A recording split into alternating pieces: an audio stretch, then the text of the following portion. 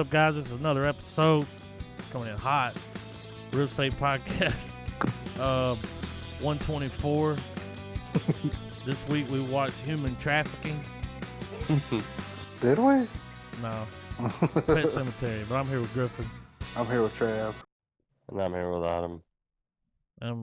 Yeah, we're all here. And we watched Pet Sematary. We watched Pet Sematary, a remake. It's a remake. Is it a reboot? Y'all, yeah. Well, I mean, are they the same? Remake and a reboot? I think a reboot is like when they bring it back again. When it's a franchise. Well, I think a reboot is technically like when they bring something back, but they change it kind of drastically in a way. This was changed a little bit. Yeah. Have y'all seen the original one? It's been so long since I've watched it. I was scarred as a child with that movie. I think I saw it in like 94. Really? Maybe when it came out. It was around the time that it came out. I remember like my mom being like, "We're gonna watch this," and I'm like having nightmares and shit. Wasn't a bad. Let me see when the original came out. I think it was 89. Okay, it wasn't. Yeah. So I didn't watch it then because I was only like 2. But Right, that would have been really fun. But I did watch it in the 90s, like early 90s. I remember when I was like maybe like 5 or 6, old enough to fucking be scared, you know? Old enough to know better. Yeah, old enough to know what the fuck was going on. Hey, that little kid, the Gage in this movie looked just like the original Gage. Crazy, right? Did y'all see how spot on he looked? Yeah. Yeah. It's been so long since I've watched that original one. Like a long fucking time, man. Yeah, I remember this. I remember the kid got hit by the truck, and when he got hit, you just saw like a shoe bouncing down the road. Yeah. Never forget it. And when it was bouncing, it made that, you know, everybody turned and looked in slow motion. Yeah, as you do. Yeah. He buried him in the pet cemetery. Kid came back. He was a fucking demon, you know? Demon kid. Yeah. And he had put him down. And he gave him that shot because he was like, no fair. No fair. You know, and he went and laid up against the wall and died. Yeah. Spoiler alert. Ooh. This one's a little different. Yeah. A little bit. They changed it. Now, what happened in the book? Does anybody know what happened in the book? Was this closer to the book? Or? Well, I haven't read the book, but I did read a synopsis. Do a little research? So apparently the original movie was more along the lines of the book where Gage got hit instead of Ellie, and they buried Gage in Pet Sematary, and he came back, and then they killed, they injected him with that stuff or whatever. Mm-hmm. But in the book, I don't think this happened in the original movie. I can't remember. Jud's wife is alive. Yeah. So that's the main difference, really. And which, between this one, instead of Gage getting hit by the car, it was the girl which I thought was creepier. It was because that little girl was fucking creepy, dude. Yeah, y'all listen. When he was brushing her hair, and he saw them stitches, and she looked at him and said, "What is it?" Yeah, I was like, "Ooh!" I was like, "Oh, this bitch has got to go." Yeah. Bad lieutenant decision number 1. Moving. Yeah. Right. White people don't move. To the country. Ever. Yeah. Ever. Yeah. Well, I mean, white people, when you hear a strange noise upstairs, don't go up there. Yeah. Why do people do that? Who does that? Yeah. I think I hear a demon upstairs. I'm going to go up there and check it out. I know I don't. No, hell no. Especially, I'm just like, maybe it'll go away. Yeah. Just some loud voices. Must be a rat. Yeah. Maybe it'll get bored and it'll fucking fuck off, I try to write the sound off. Yeah. That was nothing. The house is just settling. You ever heard somebody say that? Yeah, I have. It's just the house settling. Is it? Yeah, that's what that guy said in Paranormal Activity. Yeah. When they heard that screaming stomping upstairs, that's just the house settling. So I don't think so, man. Well, there was several times in the movie where I'm like, just leave. You know what I'm saying? Like, just fucking leave. Just pack. I don't understand, dude. I don't either. Like whenever my ass would be gone. Well, whenever the mom. Go ahead. Sorry. No, sorry. Go ahead. Well, when the mom shows back up with Gage, sees the fucking daughter for the first time Time to go. I'm not going upstairs into the room. I'm like, why did she do that? Dude, I don't. Because she had to be a victim, you know? Yeah. Yeah, so that's my first time. I'm like, first of all, I wouldn't have went back.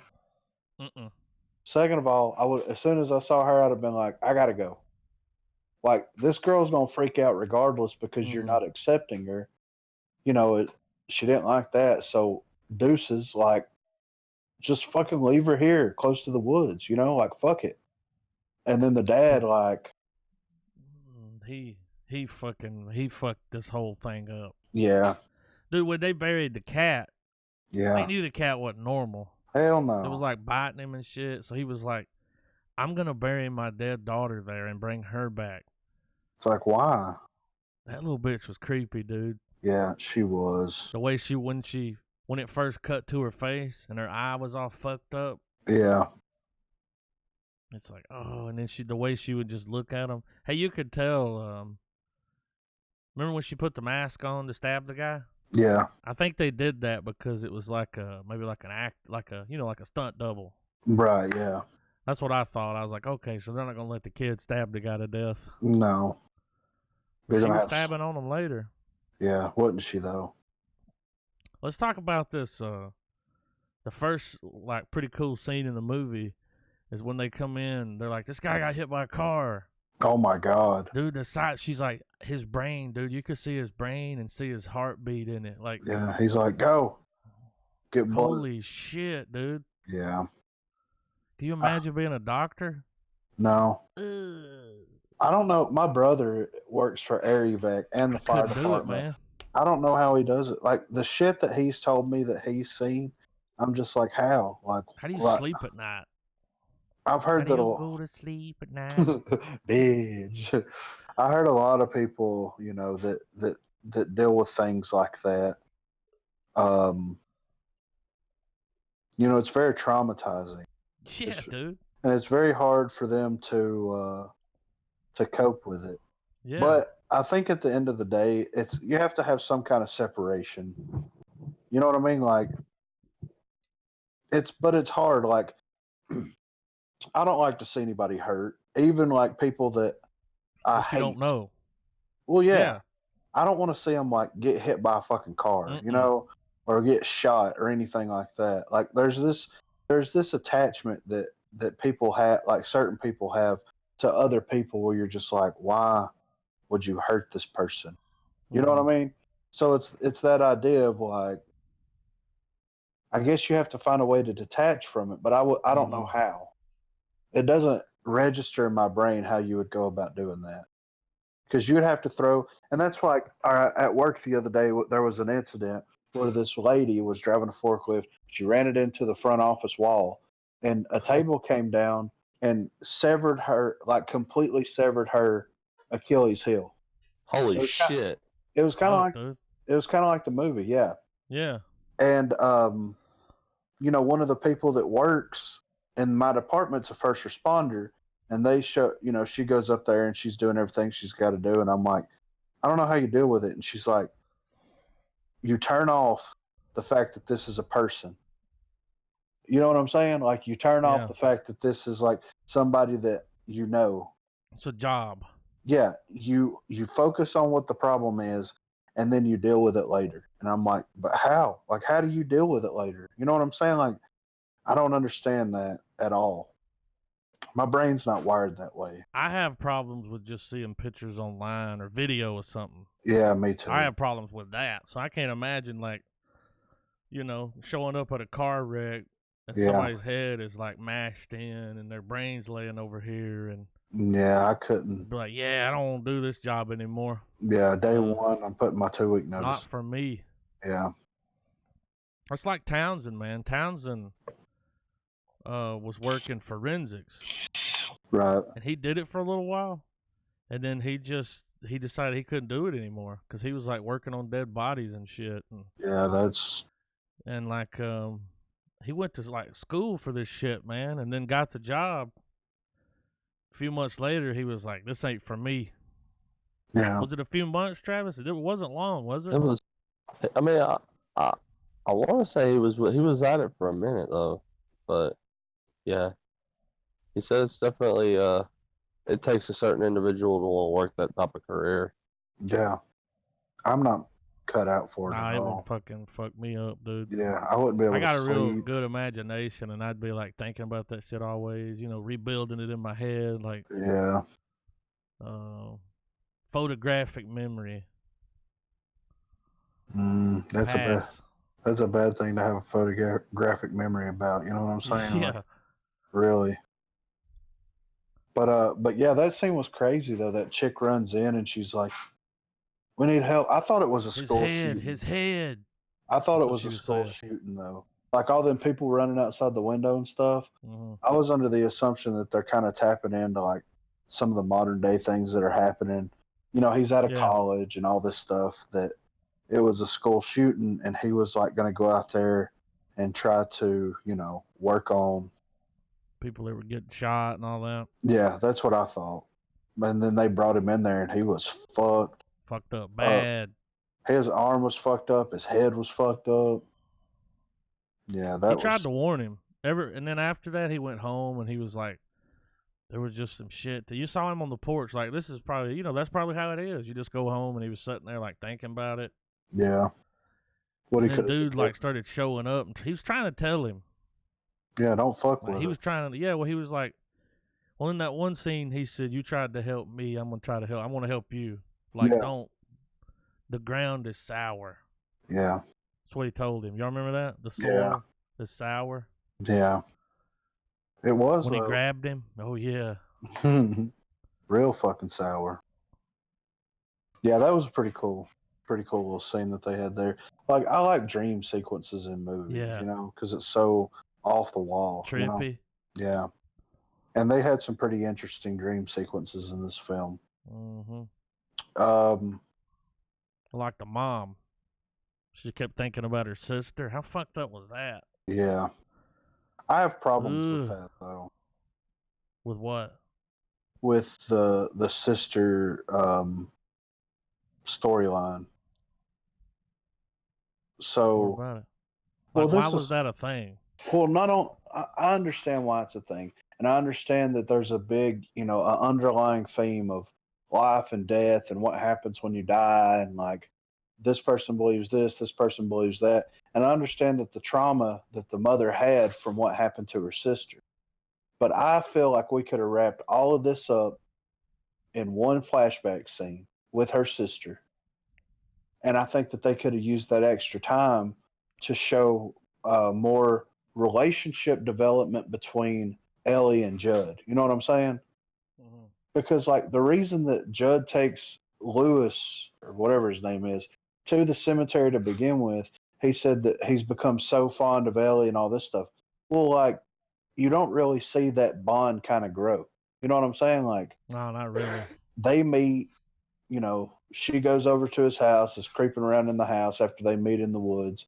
And then the next thing you know, the cat's dead. Like, I feel like they needed to do a little bit more. It was a little rushed. Yeah. Short movie, though. Yeah, an hour and 40 minutes. Mm-hmm.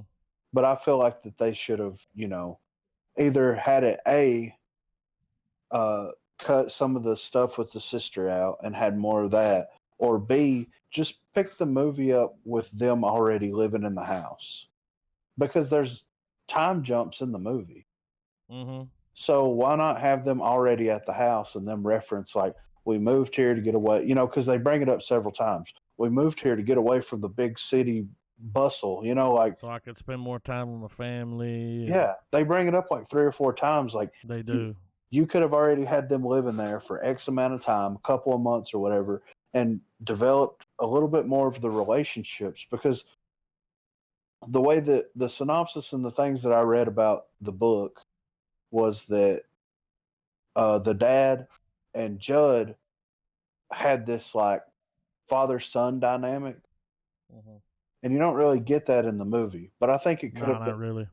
Yeah, but I think it could have been explored a little bit more. Like I think it could have been developed more. And I think that would have been a more interesting take, because the feeling that I got from watching the movie was that the dad was just like, well, this is a neighbor, and he knows about some creepy shit that's happening here. We're going to be nice to him. We're going to say hellos, and we're going to be neighborly. But that's the extent of it. I think it would have been more of an interesting dynamic if they would have like treated him as a father figure, a grandfather figure, and kind of opened him up wholeheartedly into their family. Had him over more. Yeah, like he basically. Really, it felt rushed. Like yeah. I mean, if you just go on this movie alone, they barely knew the motherfucker next door. Exactly.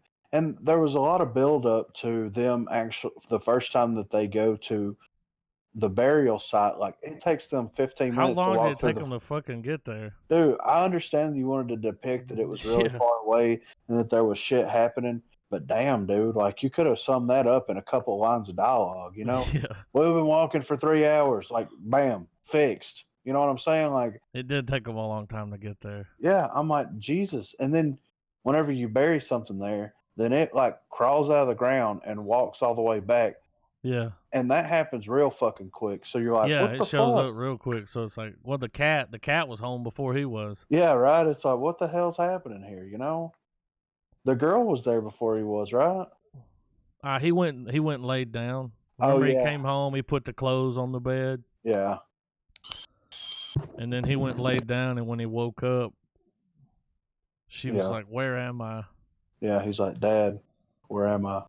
I'm that dead." Was creepy, dude. Yeah. When she was like, "I'm dead," and he's like, "No, you're not." Yeah.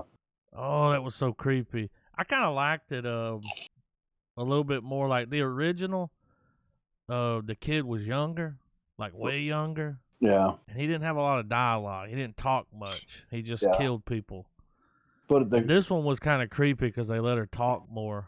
Yeah, and she understood what was happening to her. Oh, yeah. So, and she was not happy. She was not happy. Not one bit, I bet that, you saying what you said earlier about her wearing the mask over at Jud's house. When she takes the mask off, it was Jud's wife. Yeah, I bet that's who they cast to just play her in that instance. You know what I'm saying? Because I mean, you can't really tell size comparison whenever you don't see them really standing side by side. So that was creepy. I was like, her face got real fucked up, and then I realized that it was, Well, then it like it morphs back into the girl's face. Yeah. I'm like, you got a lazy eye. Yeah, what's going on with this eye hole over here? What's up with that, fuck? You got a little Forrest Whitaker going on. You got that radar. What that brain did? It was just creepy. The shit that she would say. Yeah. I'm dead, aren't I? Yeah. Does mom know? Yeah. Like, what are you gonna tell her? When are you gonna tell her? Yeah. Nothing. Yeah. Kill this bitch. Right. But I thought it was an interesting way to wrap the movie up, though. Like, mom shows back up. The girl, like, fucks on mom. Well, mom ain't with it. Yeah, she's not about it. She's like, that ain't my daughter. Get her the fuck away from me. Yeah. See, that's what. Okay. That was prime time leaving time. Yeah. Had the keys, had the kid. Just take the kid, take little Gage, and get the fuck out of there. Like, if the husband wants to stay, fuck him too. Yeah, for real. I mean, fuck it, dude. But it was. This did not end well for anybody. No. Well, I guess it depends on how you look at it, though. I mean, they're already dead, so will their bodies start decomposing? Like, there's a lot of questions. Yeah. So, and this thing in the woods, let's talk about that for a second. That noise? Well, not just the noise, but the idea of what it is, like. When he was like Googling it. Yeah, so it's like some kind of ancient Indian burial ground or something. Well, I don't even think it was that, because it said all natives fled from it because they were afraid of the power that it had. It was like a fucking crossover of like of evil of hell, basically, in a way, right? It looked cool. Yeah. Oh, when they went really out cool. there, I was like, "Oh, this is kind of cool looking." Yeah. Well, it kind of harkens back to King's use of of like Lovecraftian themes and just something that no one, it's something that they don't have any knowledge of. It's just this unknown evil. Yeah. They gave it a name. I don't remember what the name was, but it's like an entity that, like, kind of patrols the woods there. You think that they'd put that in the description of the house, Pet cemetery, ancient burial ground that brings things back to life. Well, you can bury them at the pet cemetery. Nothing happens there. Right. You got to go past that. So when you went up there were all these pets that had been buried. Yeah. People brought them back. Yeah. Dude should have never told him about it, man. He knew better. Yeah. He's like, "What happened to your dog when you brought it back?" Well, we had to put him down again. Yeah, for the second time. Yeah. Dude, he buried his little girl there. I know. Dug her up. It's fucked up, right? It's real fucked up. Yeah. Do you know how long? But you don't know what somebody like that's going through, though. You can't, I mean. Yeah. That's rough. Losing a kid like that. Yeah. And I get it. It's like, yeah, you want them back, but that's not the right way to go about it. Oh, and that little bitch was creepy, dude. Yeah. I mean, I don't know, dude. He fucked up. He did. Like, he really did. And then not only does, like, he bury the girl there, the girl kills the mom, takes her out there, buries her. How'd she get her? How fast did that happen? It felt like 5 minutes. Yeah. Like... when they took the cat out there, this was a 30-minute journey. Yeah. But she carried her ass drug her ass all the way there. Yeah, through the water. How'd she get her over that fucking barricade? I guess drug her up at hell. I don't know. That's get a little scratched up. Yeah. So, I mean, it is what it is. You know what I'm saying? But the girl drags the mom out there, buries her, brings her back to life, and then they fuck on dad. And stabbed the shit out of him with one of those damn crosses. Yeah, from the pet cemetery. Yeah. Carried his ass out there, buried him. Next thing you know, Gage they come rolling up like fucking Michael Jackson and fucking Thriller. Fucked up. He had those fucked up eyes. Why were his eyes like that? I don't fucking know. So the whole family's dead now. Yeah, I mean, it's assuming that they killed Gage and carried him out there. Yeah. Like, and that's a pretty good they assumption. didn't show that, but yeah. The dad walked up to the car and put his hand on it, and then you heard it go tip tip, unlock. Yeah. Well, remember the warning? No, Gage, drive off. The warning dude kept getting about it. About burying people there? Mm-hmm. Yeah. Like that black guy kept telling him? Mm-hmm. Yeah. What? Like, there was a barrier. Oh, yeah. What?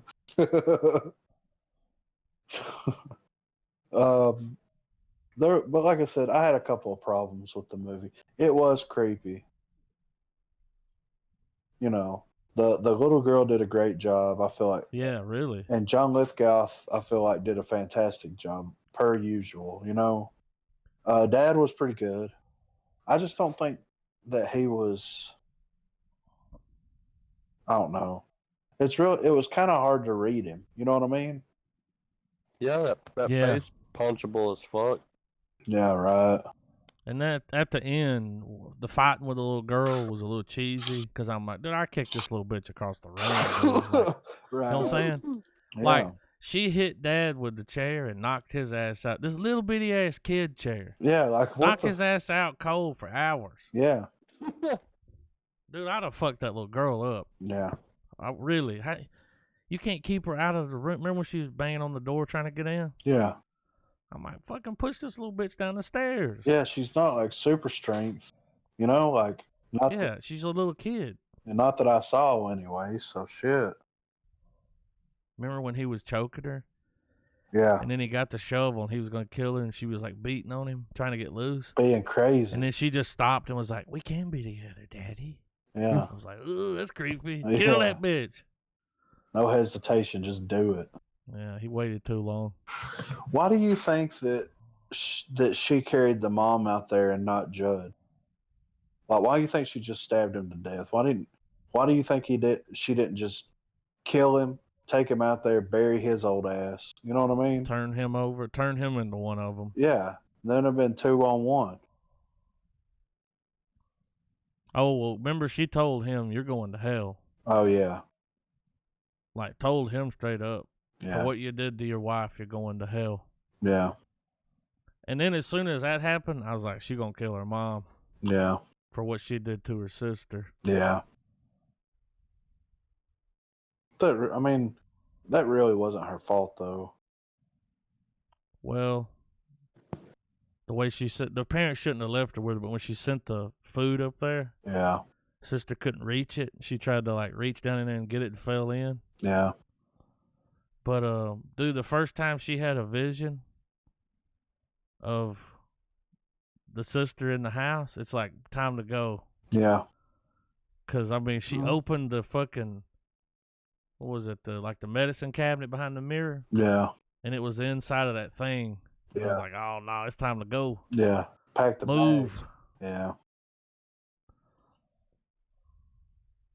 Why is it that like when shit like this happens, and it's just white people that Yeah, that's why I said white people. No, stop. But the mom's like, we need to leave, and the dad's always like, no, fuck that. We're here. We're staying. You know what I'm saying? Like for real, if my wife came to me and was like, "There's moving does suck." Well, it does, but so does living in a haunted house. Yeah, right. I think I would prefer moving over anything else. I would not have stayed.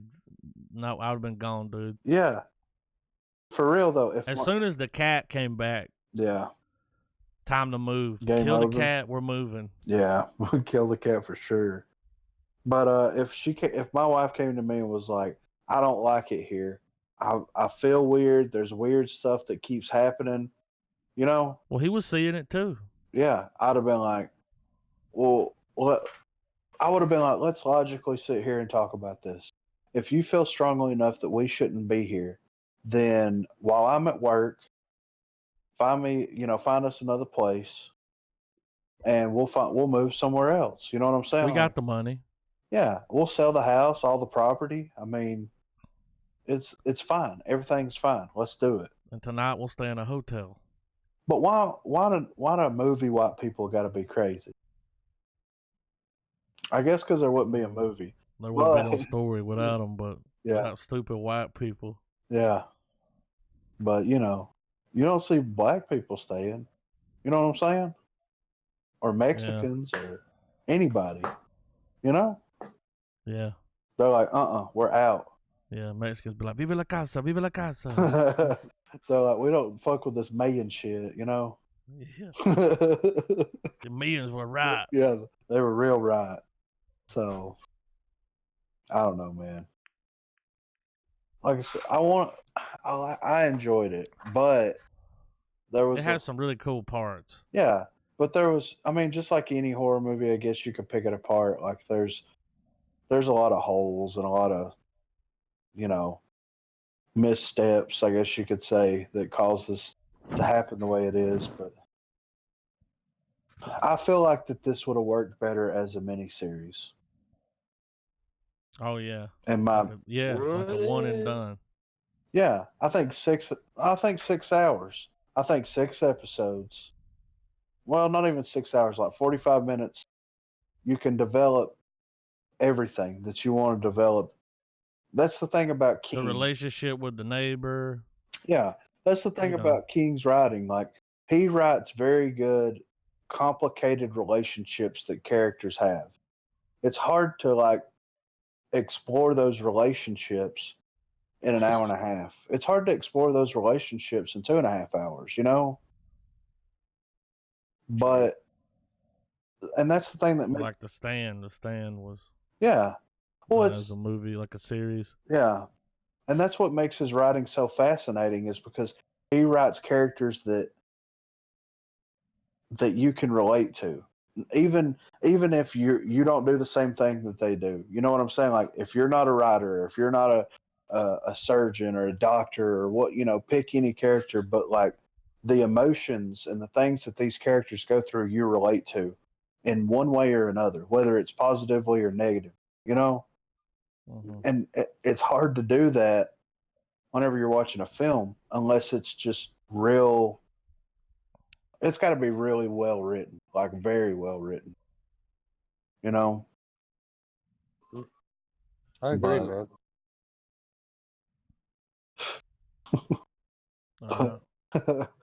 But that's my thoughts on King. I think if they're going to do King stories, I feel like that they need to just do series, mini series, limited series. Just give it a season. Give it 2 seasons if it's long enough. You know what I mean? Like, explore those characters. Show us their faults, show us their strengths, and show us the relationships that they have with other characters to build it up to enjoy the characters. I think that it kind of, looking at it, it's kind of it's amazing that they were able to develop those characters, those kids, show their relationship with all this shit happening, and they did it in what, 2 hours? Kind of amazing that they were able to accomplish that. But that's something that feeds off of fear, and that's something that we all have, you know? So I think something that's going to slowly become a growing problem in the newer these newer type of horror films are not fully showing the scope of how evil the evil in the movie is, you know? right. Like with Hereditary. Yeah. Even to keep it more on topic, like with It and Pet Sematary, he builds off the idea that the unknown is what's going to give you the real terror, that you don't know what's going on or whatever. But they always create enough of an he always creates enough of an interesting setting that it leaves me wanting, I want more lore. Like, I want to know more about what this thing is. Yeah. I don't know about them knowing. I know this is a redo. Pet Sematary is a redo, but the last one came out, what, 30 years ago? Yeah, 30 years. There'll be a lot of people that haven't seen that. Yeah. A lot of people. A lot of kids. Yeah. I noticed that the way that, like, they even, like, did a nod to the. You remember when he walked by the bed? Yeah, right. I was like, all right, he about to get it in the foot. And it was like, nope, not happening. And then they let you think that. Yeah. So if you'd seen the original, they put little Easter eggs in there for you, but that was kind of, boy, she fucked his heel up. Yeah, I almost threw up. I was waiting for it. I was like, Yeah. no. How do you think that they should handle King's work, Trav? Or do you think that they should just not handle it at all? I've slowly grown more and more on the idea of just leave them alone. Yeah, but let them be pretty their good. own. Let them be their own experiences. I mean, his writing is so diverse because, he's all over the board. He's got all the various types of horror under his belt. He's got drama. He's got, all that crap. And I think it's all about making sure they're picking one that they know without a shadow of a doubt they can pull it off faithfully. Right. Would you prefer it in long format or in movies? It really depends on the story. Like if it's something like The Dark Tower, absolutely a TV series, and I'm looking forward to it when it comes out. But something like his one and done books where he doesn't really have that many, where he doesn't sequelize it or anything. Right. I think they can be handled as a film. If anything, a two-parter like what they're doing with it. Yeah. Yeah. I don't know. It's hard to adapt a lot of that stuff because there's such a hardcore fan base. You know what I'm saying? And it's just the problem with, we've talked about this before. The problem with reading something versus watching something is when you watch something, you see that person's interpretation of what's happening in that moment. Oh yeah. And that's where it throws, I think it turns a lot of people off. There's some movies or there's some books that translate well into movies because it's, over explained. But there's a lot of stuff in King's books that is kind of open ended for your imagination to take hold of it. Like he gets you in there and then he mind fucks you and then he doesn't give you enough and your mind just runs with it. Yeah, and I was just glancing at my bookshelf while I was hearing you say it, and one of the books that caught my eye that I think is relevant to the conversation is Ender's Game. Yeah. When you're talking about how what you read and what you're seeing someone else's interpretation, like the big reveal of that movie, which which I can't remember. Have we watched that? No, we watched that on our own. I haven't watched it, but you're cool. Well, fucking spoiler alert anyway. The whole movie builds up to where he's been training in a battle school and he's doing these tests with what he thinks is just these pre-programmed simulations where he commands large like ships and troops and everything. Well, the twist of the book and movie is that all this time he's been actually commanding a real army that's light years away at another alien's homeworld, and this little boy wipes that planet completely the fuck out. Wow. And the reveal in the movie was not as holy shit as it was in the book, because when it happens in the book, it was just more, I don't know. I just feel like it was like I know exactly what you're saying, because whenever, like, in my head when I read it, I just envisioned it different. It was even larger in scope, visually speaking. Right. Theater of the mind, man. What was that one movie we watched where the guy was writing the book and everything was fucking weird, and remember the stuff was trying to come through that damn like portal, that door? Something darkness. What was that shit called? The one In the Mouth of Madness? Yeah. Is that a Stephen King story? No. Okay. No, but that's kind of like they took Stephen King and turned him into. Yeah, it kind of felt like it was. Yeah. It was like a big homage for sure. Yeah. Most definitely. So, I mean, there's other movies coming out based off of his works. They're working on Dark Tower series. The Stand is still kind of in limbo. We're not really sure if that's happening or not. The follow up to It's coming out this year. I know that there's a lot of King properties that people are making movies about right now, especially since It kind of blew up and became something. Well, he's printing money, dude. Yeah. It's brought him back into the mainstream again. Well, like this movie that we just watched, the budget on this movie, what y'all think the budget was? $60 million. 60? Yeah. Looked pretty good, didn't it? Yeah. What do you think, Travis? I'm gonna have to keep it dead even with Griffin. I think I'll go with 62. About 60? Try 21. Yeah. Really? Wow. $21 million, and it made $112.4 million. So it made its money. Yeah, I'll say. Yeah. Well, pretty good for that budget, dude. Well, I mean, it was. I mean, wasn't much to it. Well, yeah, and at the end of the day, it was still a solid. It was a solid horror. Yeah. Didn't reinvent the wheel. I mean, it's a remake of a It was Pet classic. Sematary. Yeah. Yeah, it's a piece of pop culture. So it also, it kind of had that advantage with it. Right. Because I know, there's obviously a lot of movie buffs out there that are familiar with sometimes dead is better, Like that's the big tagline from it. Right. Well, here's a list that I pulled up that was published on, when was it published? I keep finding when it was published. But anyway, these are the upcoming the movies that are currently in production or finished.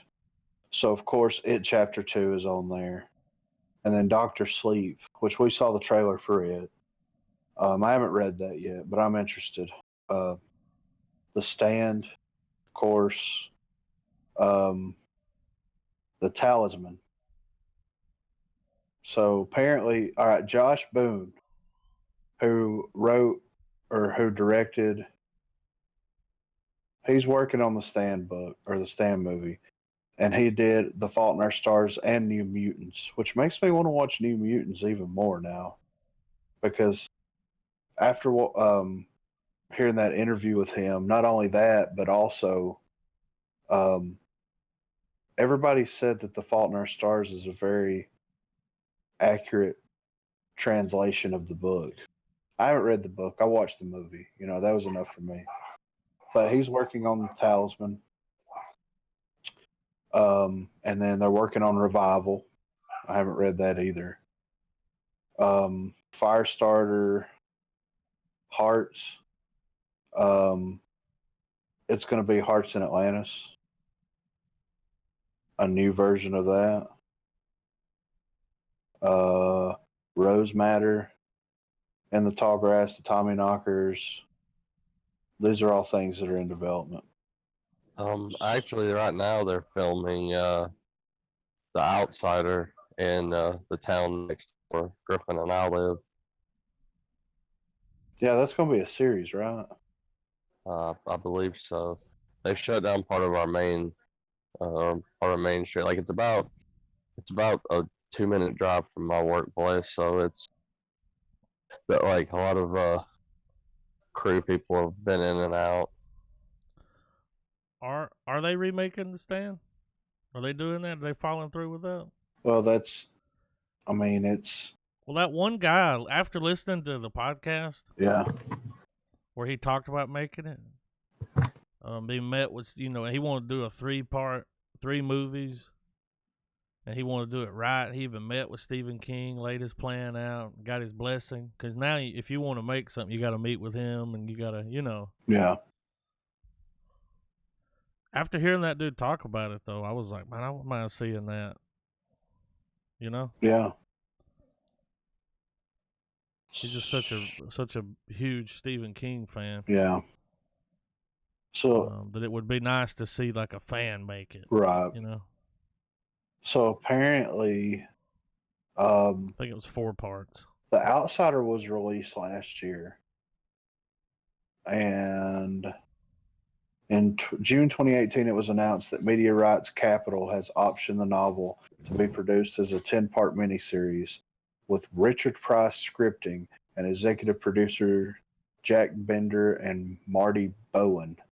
On December the 3rd, 2018, it was ordered to series by HBO with Ben Mendelsohn to star. You know who that guy is? Ben Mendelsohn. I'm drawing a blank. I don't know. He was the guy from Captain Marvel, the leader of the what you call it, the one that was the Skrulls. Ah, that guy. So he's starring with Patty somebody. There's a bunch of other people that I don't know who they are, but yeah, that's filming in Fort Payne, which is crazy. It's an interesting take. The novel begins like a police procedural but shifts to a horror novel towards the end, employing two common genres of Stephen King. However, the plot is consistent and split into several titled sections, each containing multiple chapters. The first section takes place in Flint City, Oklahoma, and then it goes from there. So, I'm not going to read anymore because it'll give away the whole plot. So that's that. They're not doing The Outsider. They're doing that movie, right? Are they filming both of them there? No, they're filming The Outsider here. Okay. Yeah. Oh, I thought you were talking about that movie, and you said that's crazy. They're doing it in Fort Payne. And I thought you were talking about the one you're talking about right now. Oh, no. My bad. No, they're filming The Outsider, that series, and it's coming to HBO, so that should be interesting. I'll check it out, So, that dude was in a lot of movies. Anyway. So, do y'all want to... Half star. Jesus Christ. That was hot. Half star. I'm coming in hot with the hat. And I went in, I watched Pet Sematary when I was a kid. That was one of those movies. Right. My mom fucked me up with it, You got a list of them? Yeah. She let me watch that, and then she's like, when that movie went off, she's like, all right, go to bed. You're like, what? Can I stay hanging out here for a little while? Yeah, please. Now, of course, when you're a kid, yeah, shit's different, Yeah. So I've always liked that movie just because it's, like a movie from my childhood. But I have fond memories of Pet Sematary. Just kind of rolls right off your tongue. Pet Sematary. Warm molasses. But yeah, it just got a little cheesy towards the end when they were fighting the girl, and she was creepy though. Yeah. I was like, how they gonna make this kid? Because kids, man. Yeah. It's hit or miss. They're not the best actors. They're kids. Like, yeah. So I was like, how they gonna make this little bitch creepy? They made her creepy though, dude. When he was sitting there brushing her hair, dude. That was the scene, man. When he was brushing her hair. Yeah. And you could see all the veins in her face. Yeah. She got that spider vein shit going on. And I'll be right back, guys. He found he come across the staples in the back of her head. Yeah. And she's like, what is it? Just the way she said that, looked at him. Nothing. And then when he was laying her in bed, she was like interrogating his ass. She's like, there was a truck. It was coming at me, and then I don't remember anything, and then I'm just here. Yeah. Like, he's like, no, you just got back. You're back. Back from where? I was like, ugh. Good luck explaining that shit. Do you think she was mad? Okay, so it's got the memories of the girl. Yeah. But it's not the girl. Well, it's like some kind of evil version, right? Yeah. Because it had the memories. It knew what happened. Yeah. But it also knew other things. Yeah, I think that well, think about it. Like, I think it's still the girl, but she crossed over to the other side. She saw it, because, she was dead for what? Several hours. Not a couple of days. Not even, yeah. So, So she saw the other side. Yeah.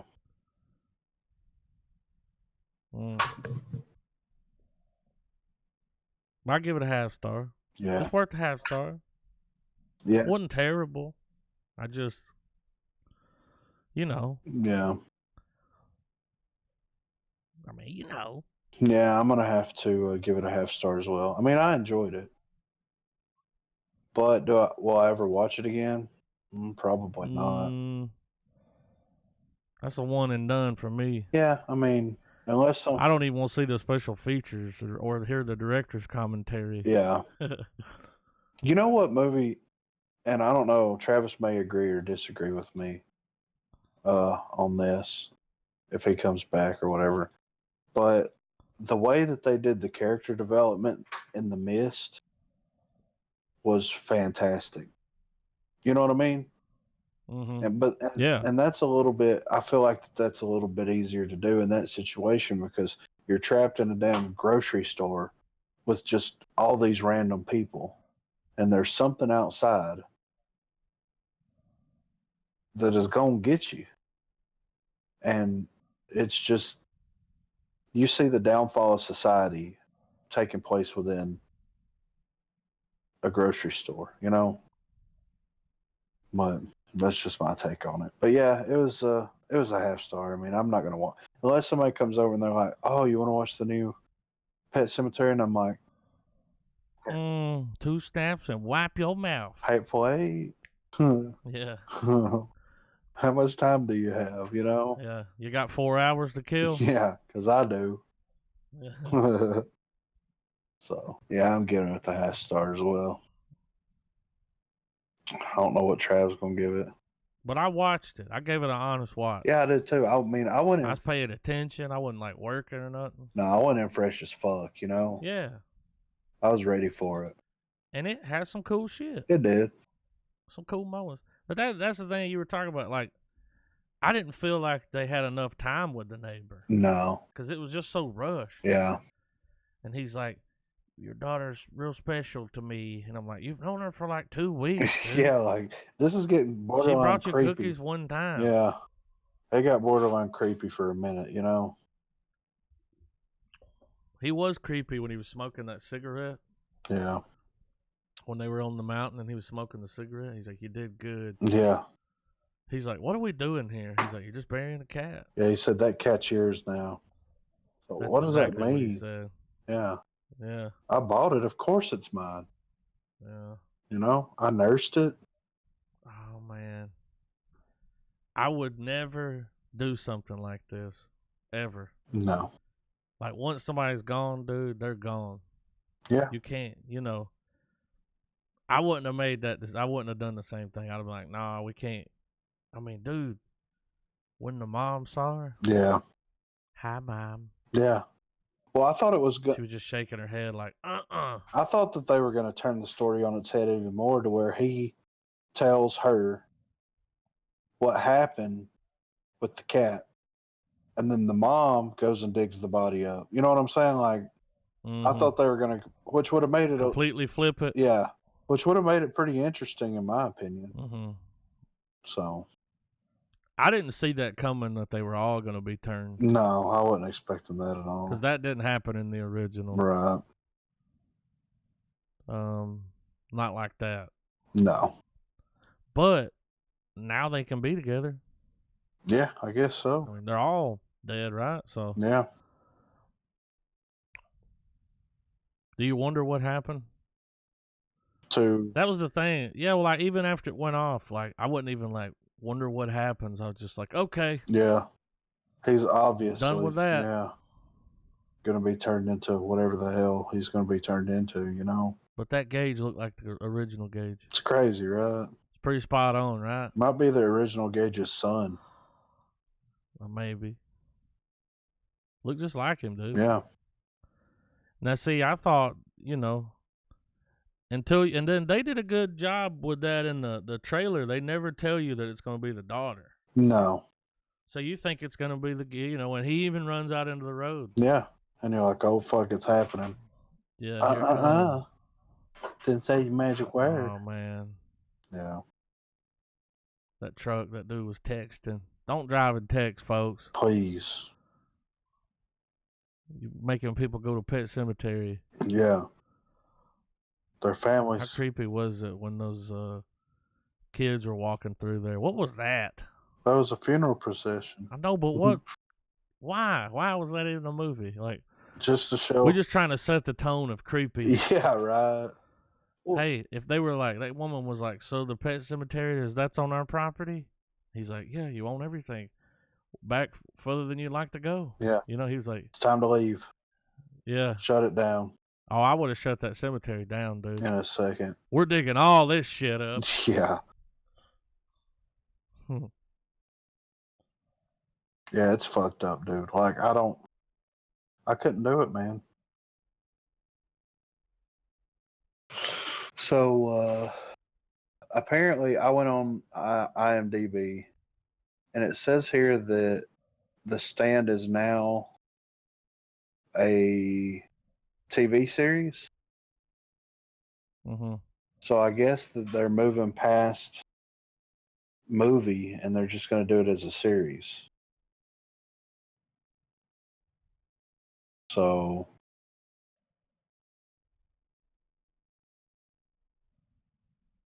I mean, I guess we'll see. I just want it to happen, you know, at some point. Yeah. Please, Lord. When's going to be my time?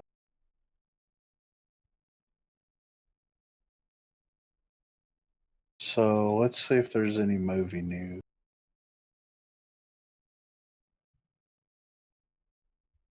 Oh, I did see something. Guess who's directing the sequel to Venom?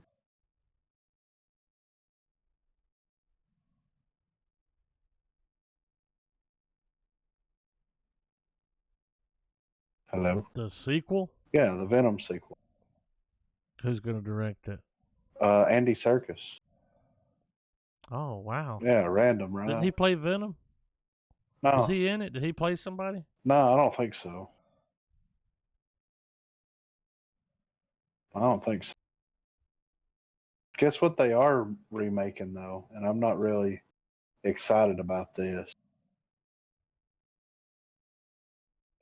They're remaking, What are they remaking? Jacob's Ladder. You know what? I don't think that's a good idea. I don't think it is either. I think that movie holds up. Just re-release that one. Yeah. Why are they remaking that? Dude, I don't know. They got a clip. Dude, they'll fuck that up. You want to watch the clip real quick? For the new one? Yeah. They got like a trailer? It's just a clip, a little snippet. Yeah, hang on. Well, is this coming on the Sci-Fi channel? It says in theaters August 23rd. I'm guessing Sci-Fi. Look, dude, it's unlisted. Why? I don't know. That's weird. No comments. All right, I'm gonna mute the audio. You ready? 3, 2, 1, play.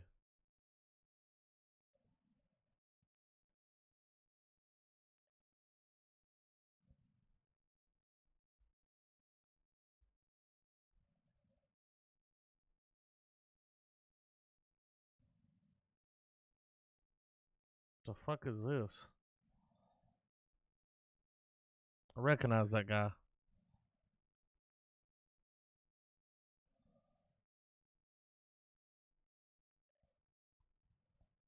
What's happening?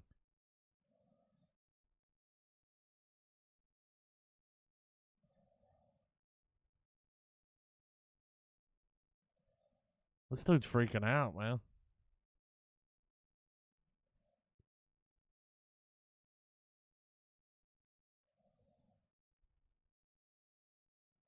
I recognize him. He was in what was he in?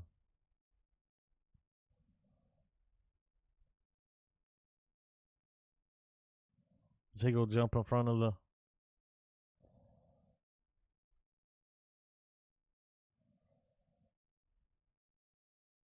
Look at that. Woman pushed him in. I'll watch it. Wait, let me unmute you. I might have to check that out just to see what's going on. I mean, of course I'm going to watch it, but that original one is so good. I mean, it is a fantastic movie. Yeah, dude. I mean, how can you? That's one. Did we watch that on the pod? I think we did, right? I don't think so. I think we need to. No, dude, I haven't watched it since I bought it on Blu-ray. Okay. I'm back, guys. Sorry about that. Had a situation with my pets. They got out your own little pet cemetery. They got out the door and down the road. You go round them up, wrangle them.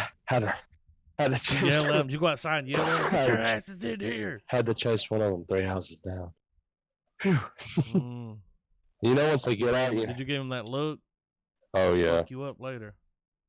So, all right, just to bring you up to speed, Trav. We need Trav's rating too. Oh yeah. So after he tells you this. Well, you can go ahead and rate We gave it half stars. Yeah. I was gonna go the same, man. I was gonna give it half. I think it's a better adaptation. I know there'll be some elitists out there that'll snub their nose at it, but I like that it was different. It provided something. It was a fresh take on a really good story anyway. It's a horror film that comes from a time period where the movie industry wasn't saturated with these types of films, and it's nice to see them, you know, kind of bring it back. And but yeah, there were, like I said earlier, I wish more mythos had been established. It wasn't long enough. Yeah. Didn't have enough time. By the time things really get up and running, because the first 30 minutes with that character development was a little, I don't know, it could have been a little better, I think. Yeah. But I mean, at the end of the day, though, it wasn't a terrible film. It's a lot better than other films that were out. It's one of the better King movies, I think, that's come out. Period. Yeah.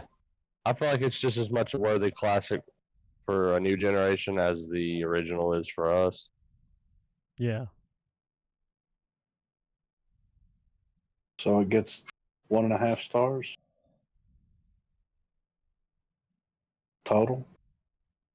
It feels like there's something not right with that, but I mean, I feel like the criticism. We both said it wasn't. The movie wasn't bad.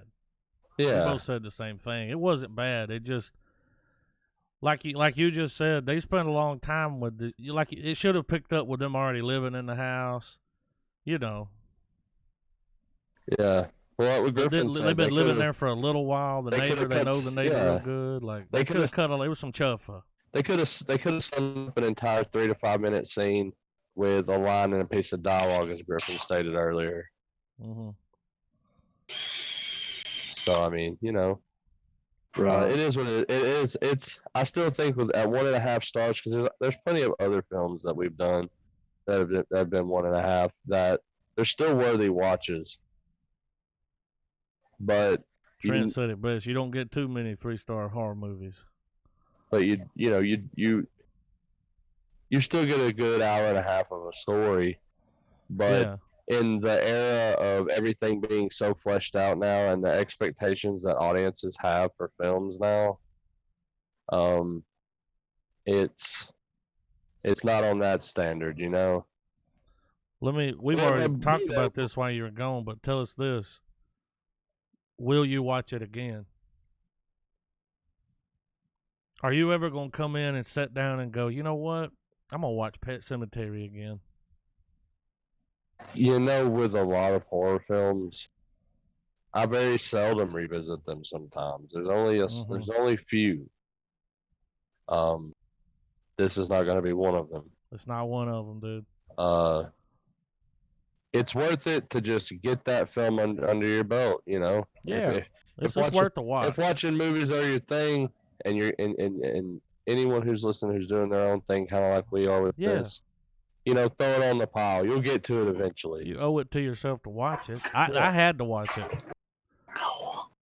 That's why I put it in the pod, because I was like, I had to watch it. I will say, on a was it worth it level, it was worth it. I like how they changed it. Because personally, I feel like if we had went full was it worth it and went back and did the original with this, I think we would have came to the conclusion that it was worth it, because it provided 2 completely different stories, kinda, but with the elements that you were expecting to have in this movie. Like it still. I was waiting for him to get his foot cut open. It still hit all the high points, I guess, but it added some and it amplified some. Yeah. And kind of twisted a little some of them around. Yeah, like that bitch's spine. I was totally okay with the child death switching just for the sake of something different, but still keeping to it was still tied directly to the trauma that leads them to the cemetery in the first place.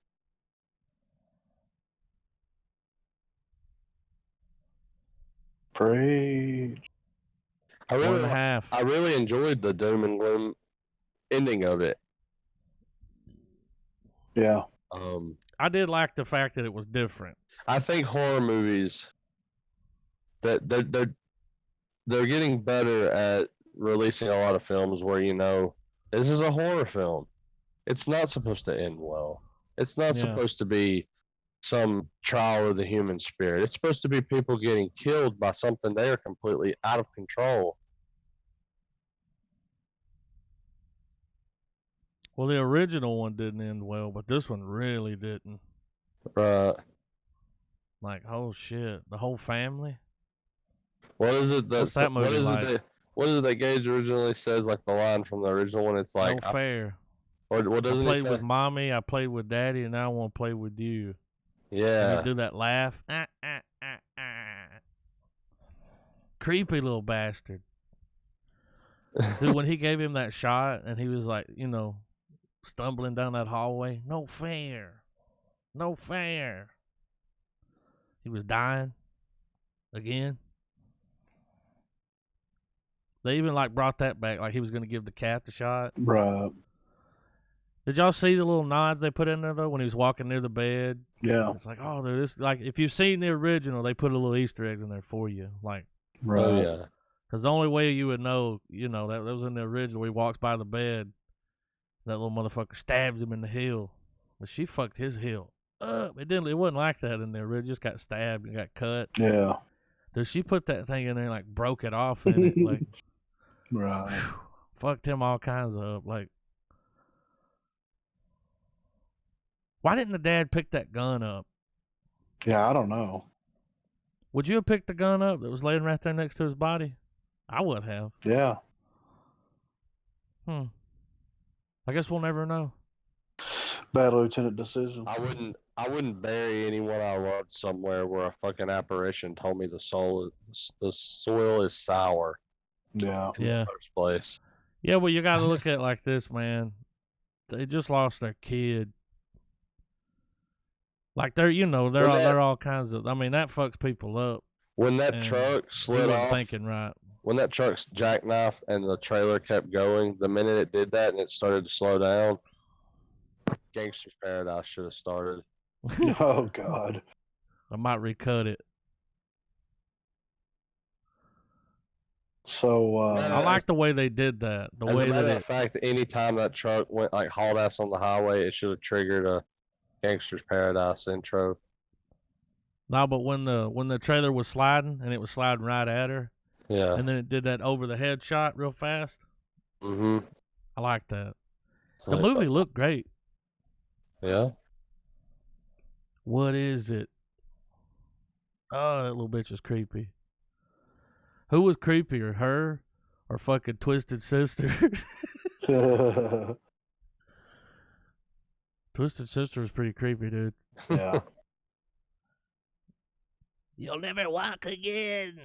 Every time that it started to tilt their head, the actual, we're not going to take it beat should have kicked in. That should have been it, dude. When she came out, she should have been like, we're not going to take it. So we just watched the clip, Travis, for Jacob's Ladder. They're doing a new Jacob's Ladder. Yeah. Really? What are your thoughts on that?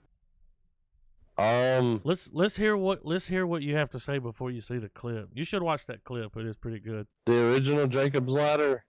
Yeah.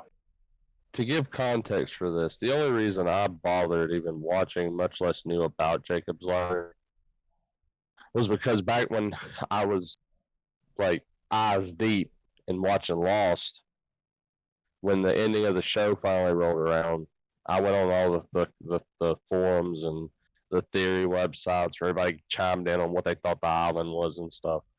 And when the ending happened, a lot of people started name dropping that movie. They were like, the ending was a lot like Jacob's Ladder. And I was like, So I looked it up. Well, I ended up finding it at a bargain buy, and I watched it, and I fucking loved it. That movie is a great movie. Yeah. Great. It's so well done.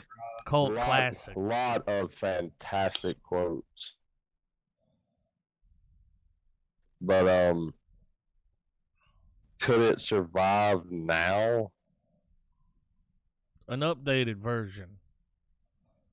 Where it's like somebody from like the Iraq-Afghanistan war. I would think so. There's or some Desert type of Storm. veterans. Yeah. I would love like a modern telling where they just try to where they give us the story and the high notes of it and just do it in modern times. That would be.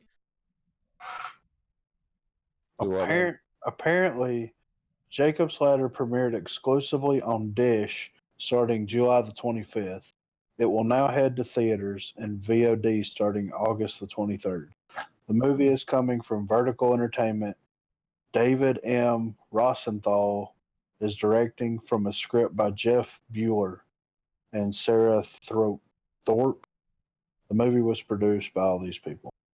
So I'm sure that there's a version of it available. Mm-hmm. It's just finding it. You know what I mean? Yeah. But yeah, it sounds like it may not even be like anywhere near on because like I'm trying. It was the dude from Shawshank that starred Tim Robbins. Yeah. He was so fantastic. He was really good in that movie. Watching him lose his mind in that show and that movie, and then seeing what it all meant at the end was just. That's how you do a profound movie, you know? Yeah. Well, we watched a clip. There's a trailer. Is there a trailer? Yeah. Wow. We'll watch it. We'll watch it here at the end. There is a trailer. Okay. I'll go ahead and throw it in there. And it's can't- rated R from what I see here. I can't remember if we've watched this already, but I'm excited for a movie called 1917. We haven't watched the trailer. I've got it bookmarked. Sweet. I want us to watch that. I've got The Irishman marked. It looks fantastic. And then, you mean 1917? Yeah. Yeah. Cool. And then I've got Jacob's Ladder here. Before we hit those trailers, I do have two little tidbits here that I want to hit up. All right, hit it up. So Kevin Smith claims, we're back on this Kevin Smith train, finishing Justice League Snyder Cut would cost millions. So, Kevin Smith recently declared that he's confident the Snyder Cut in some form exists, which sort of reignited the whole thing. However, now Smith has offered some further clarity to his comments, which helps to put the whole thing into perspective. He's been promoting his latest movie, Jay and Silent Bob Reboot. Recently, during an interview, he explained that an in-progress cut of the movie, more closely resembling Zack Snyder's vision, exists. In a new interview, he was asked about it once again and explained that Warner Brothers would have to shell out, by his estimate, up to $40 million to get the cut theater ready. They got it. This is what Smith had to say. The movie was still months away from delivery when Whedon came on board. It seems very unlikely to me that there was anything close to a releasable cut of the film. Put it another way, if there was a near-finished movie that everyone was happy with, then WB would have got the editor to complete it rather than drop another 30 to 40 million into it. So that's basically, it says therein lies the major point of contention. Much of the debate has centered on whether or not the cut exists at all. Evidence has more or less pointed to the existence of a rough cut, though that doesn't mean what many people think it means. Many of the visual effects shots from the original cut aren't complete, and the fact remains Justice League proved to be a financial disaster for Warner Brothers. Despite the demand for Snyder's cut, it's likely a relative few loud voices as opposed to millions of people demanding to see it. It would generate enough money to justify spending that money additionally on a project that already proved to be a loss. So I think that they should just, why not? Well, look, man, if they put that money into it, I mean, dude, they'll make it back. Oh yeah, for sure. They'll make the money back. They might The money's not quadruple a it. big deal. They made a shitload of money off the cut they released. Still, they made. Yeah, and I don't remember it being a financial disaster. Like it made. There was a sound engineer that said there was a cut. Yeah. Because his ass worked on it. Right. But and if it made it to that, if it made it to sound's like the last thing they do. Right. That's like right at the end, you fix the sound. I mean, you got to have all the scenes in it to do the sound. Right. I'm just saying. If they don't release that movie, they're fucking themselves. Yeah. They're fucking up. Like, nobody's ever going to forgive them. No. We're always going to hate them. We're always going to be thinking that in the back of our mind, like, these fucking cocksuckers, you know? So, you ready for the last little titty bit? Yeah, what you got? So, there's rumors that Once Upon a Time in Hollywood may receive a 4-hour Netflix cut. Oh. It says here that this is a quote. I almost want to wait and watch that one. It says that entertainment reporter Kyle Buchanan stated the director was planning on releasing a longer cut for Netflix, much like he did with Hateful Eight, which would be cut into episodes. Buchanan, taking to Twitter, had this to say: "I keep hearing Tarantino told the Once Upon a Time in Hollywood actors that he'll put their deleted scenes back when he recuts the film into episodes for Netflix, akin to what he recently did with Hateful Eight. Were it only for that tweet, this would merely exist in the plausible rumor mill. Now, however, we have further evidence from one of the stars of Once Upon a Time in Hollywood that further confirms the rumors. Nicholas Hammond, who plays Sam Wanamaker in... Nunamaker. Huh? I said Nunamaker. My name's Joe Nunamaker. He was recently interviewed, and lo and behold, he confirmed, to the best of his knowledge, such talks are in place. This is what he said: "There is talk about there being a 4-hour Netflix version as well, because there were a lot of scenes he shot that couldn't make it into the film because there just simply wasn't room. The promise is that, like his other film, The Hateful Eight, they just done a 4-hour Netflix version, and I think they're talking about doing the same.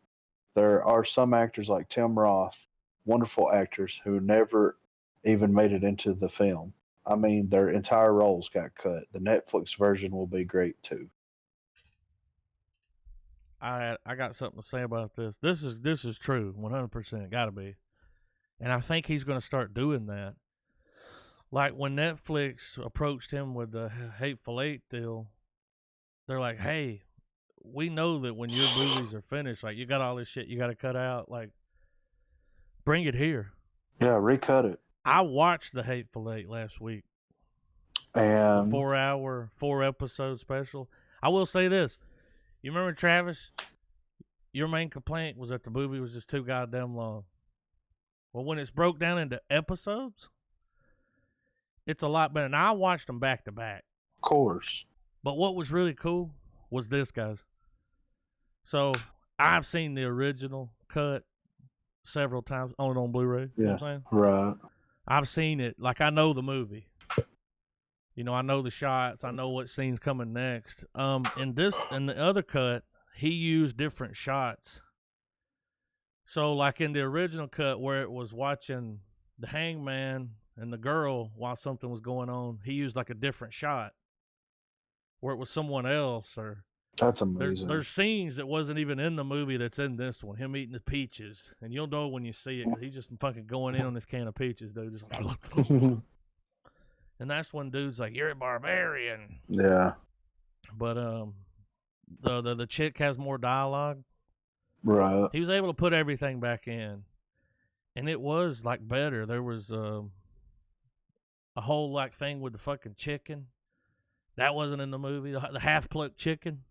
Right. Which, if you remember, She was doing that. Whenever they come in at the beginning, that girl was plucking the chicken when he asked for the jelly beans. I remember. And then it was cool. The recut was cool. I can't wait to watch both. I'm gonna watch the theatrical release, and then I can't wait to see the damn Netflix recut. I need to watch Django. I haven't seen Django yet, but I watched that, and I just couldn't stop watching it, man. Once I started, that's just one of those movies. Yeah, I know. Once I started, I'm like, nope, I ain't going anywhere for about 2.5 more hours. I know exactly. The recut was pretty cool though, man, because they added in all this shit and the different scenes, like, instead of like they just used different takes. Right. It was cool. I hope he continues to do this, like with all of his movies. Like, what if he goes like back? His director's cut will live on Netflix. Makes sense though, I would like to see him go back if he's still got some of the footage from those earlier films. From other movies? Well, Kill Bill, they cut that. That was the whole movie was that long. Right. And they were like, we got to cut this into 2 movies, and we got to cut some shit out. I'm all for, like, if you got a vision, don't fucking cut it out, dude. No. Leave it in there. I'll sit through it. Yeah.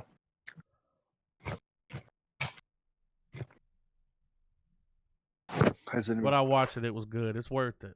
Has anybody went and watched Once Upon a Time in Hollywood yet?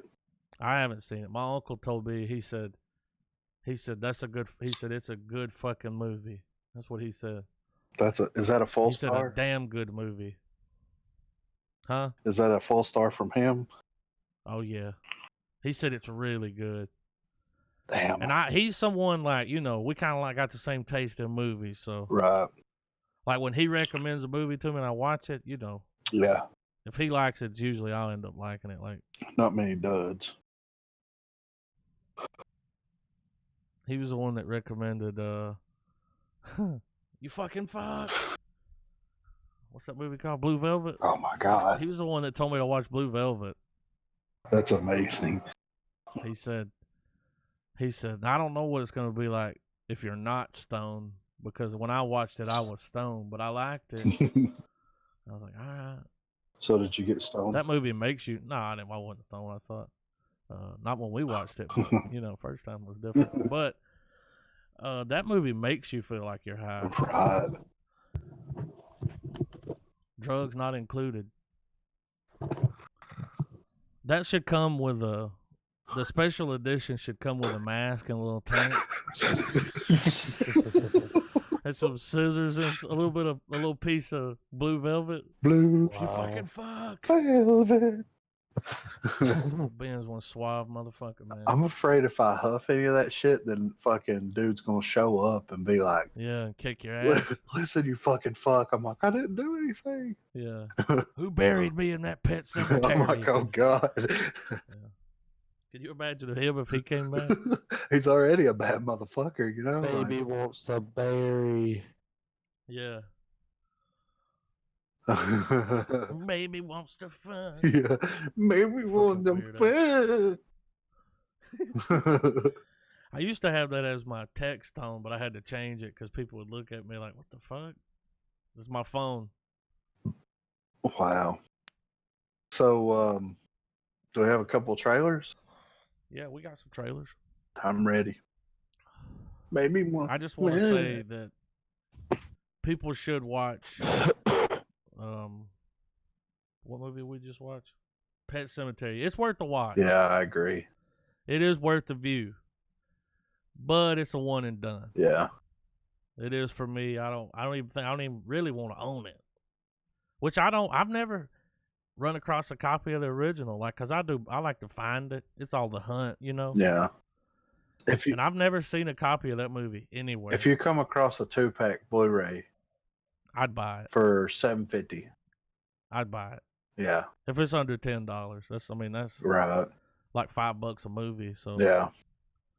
Yeah, I'd buy it. I wouldn't mind seeing the original. And my mom, when I was a kid, man, I watched all those fucked up movies. I remember around the same time watching that one, and then that Sleepwalkers. Yeah. Or is it Sleepwalker or Sleepwalkers? It was Sleepwalkers. Which is a that movie fucked me up trip. as a kid. Yeah, dude. Dude, I had night terrors, man.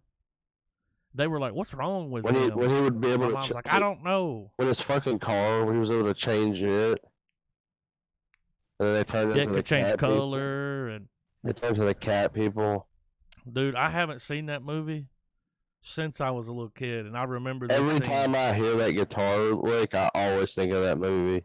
Yeah, that near, them dancing. They were fucking, right? I'm pretty sure. There was some shit going on with the mama and the son. Some heavy innuendo. Some heavy petting. Because they were cat people. But there's this scene. I want to know if you remember this, Travis. I'll never forget this shit, dude. Whenever the shit's hit the fan, her son's hurt. She's mad. She's going to fuck this girl or somebody up. She comes out of this house, and all of these cats are starting to gather around their house. Yeah. This cat jumps at her, and she catches it midair and snaps its neck and just throws it down. Yep. Dude, my mom laughed so goddamn hard and had to rewind it. We had to watch that again. Like, she's like, "Did you see what that bitch just did?" And I'm over here like, you know. You're like, Mom, she started laughing. stop. She's like, "Wow, why we gotta see that again?" And this was like a VHS, you know. So we backed it up. I'll never forget that bitch snapping that cat's neck, dude. Just grabbed it midair and went snap, threw it down. It was awesome. Yeah, that movie was crazy. It's a weird movie. You think they'll remake that? I don't know. Have you seen it? Have you ever seen it, Griff? No, I don't think so. We should watch it sometime. If I haven't, it's been a long ass time, man. It's been a long, probably like back when it came out. Yeah. It's gonna make you feel weird, Griff. It's a weird movie, dude. And that song plays throughout the whole movie. You just hear that song because they got it playing on the record player in their house. Right. Creepy, dude. Yeah, every time I hear that song, I think about the mom and the son like dance because they would dance to it. They'd be like slow dancing, like floating and shit. I don't know. It was weird. I really can't believe you haven't seen Sleepwalkers, Griff. I mean, like I said, if I have, it's been a very long time. It had to be something maybe you were sitting through as a kid and was like, fuck all this you right blocked now. it out. Yeah. When I watch it, it'll come flooding back. I'll be like, oh my God. It's probably the first movie you tried to watch in a session and you were like, fuck this forever. I mean, you know. Y'all ready to watch this Jacob Ladder trailer? I am. We get it pulled up here. Get it queued up. I mean, if it's available, you think we should throw this on the pile? Was it worth it? I'd like to see it. Is it a TV show or is it a movie? Well, they did a Dish. You know, they released it on Dish, and then they're going to release it in theaters. So I'm sure that there's ways. Yeah. I'm ready when y'all are. I'm ready. All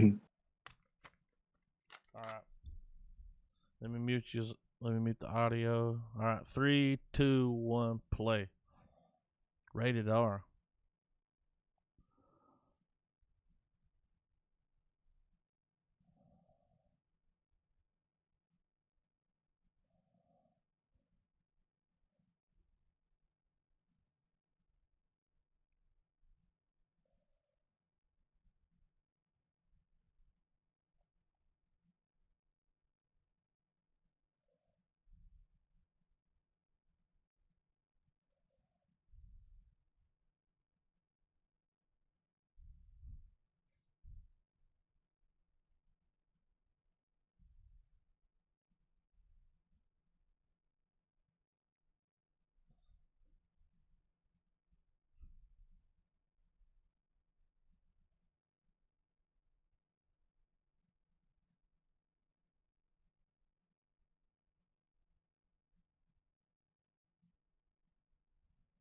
What the fuck?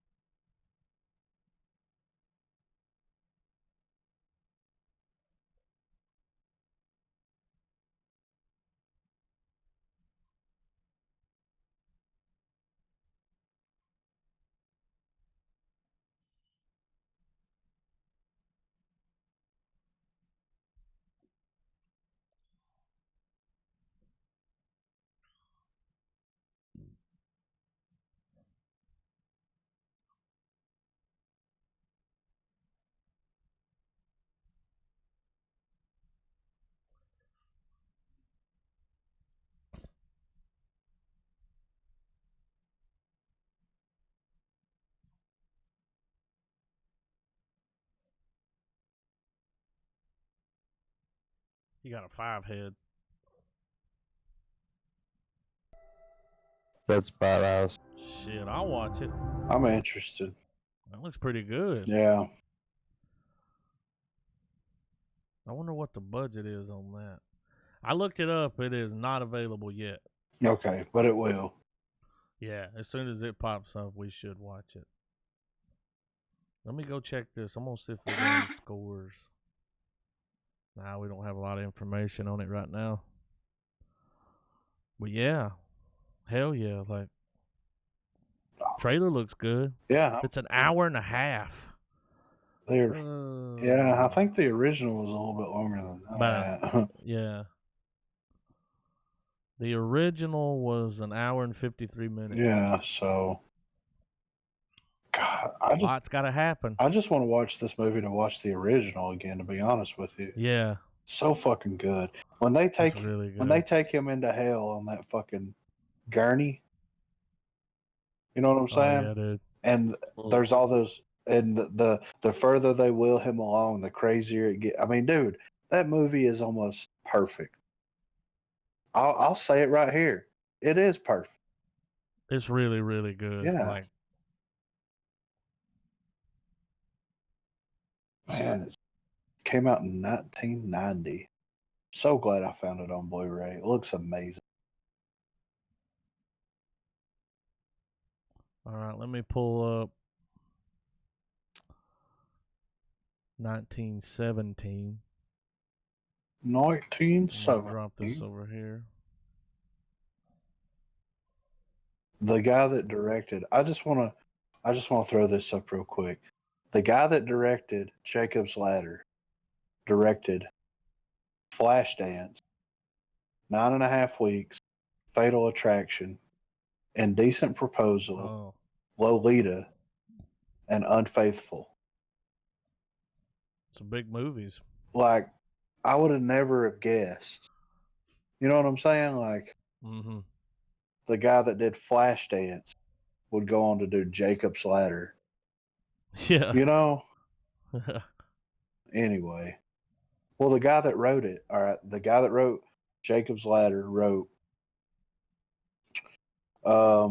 Ghost, Deep Impact, Stuart Little 2, The Last Mimsy, The Time Traveler's Wife, and then he's credited with based upon the screenplay of Ghost and Jacob's Ladder, which I'm guessing they're doing a Ghost remake.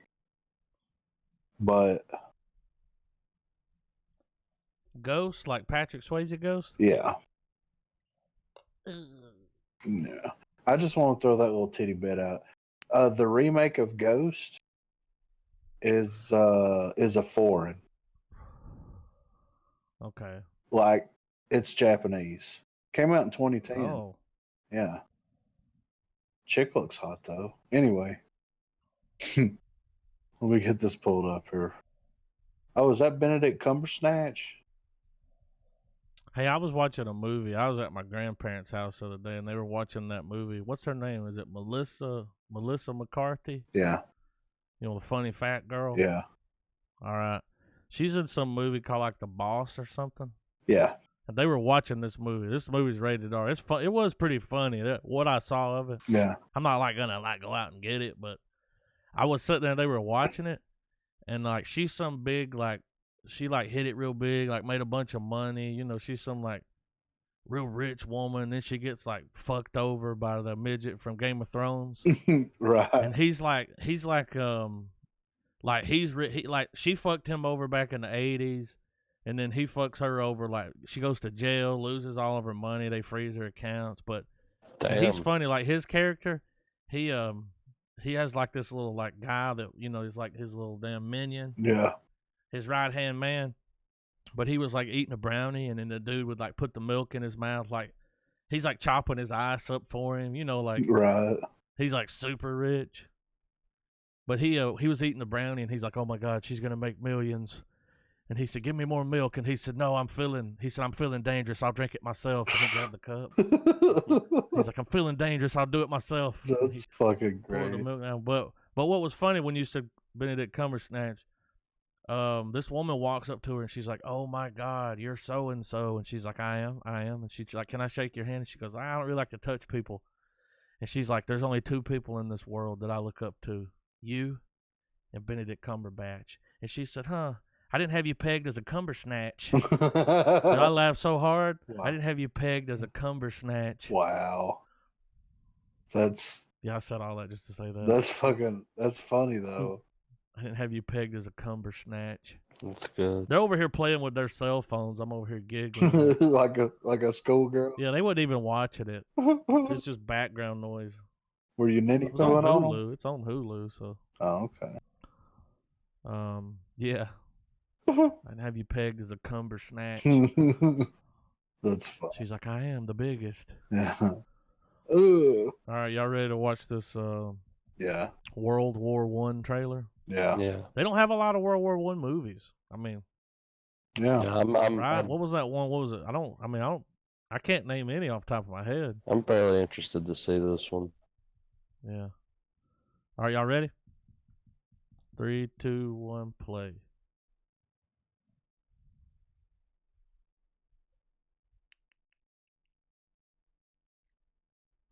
Kind of got a Dunkirk vibe going on here.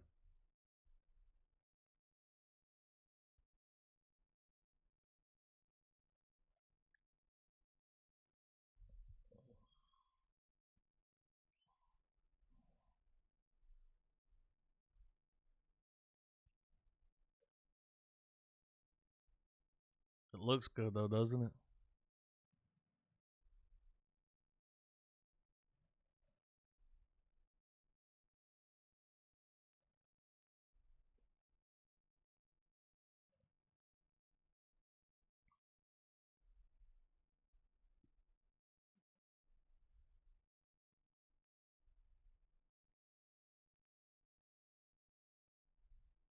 Kind of like Saving Private Ryan.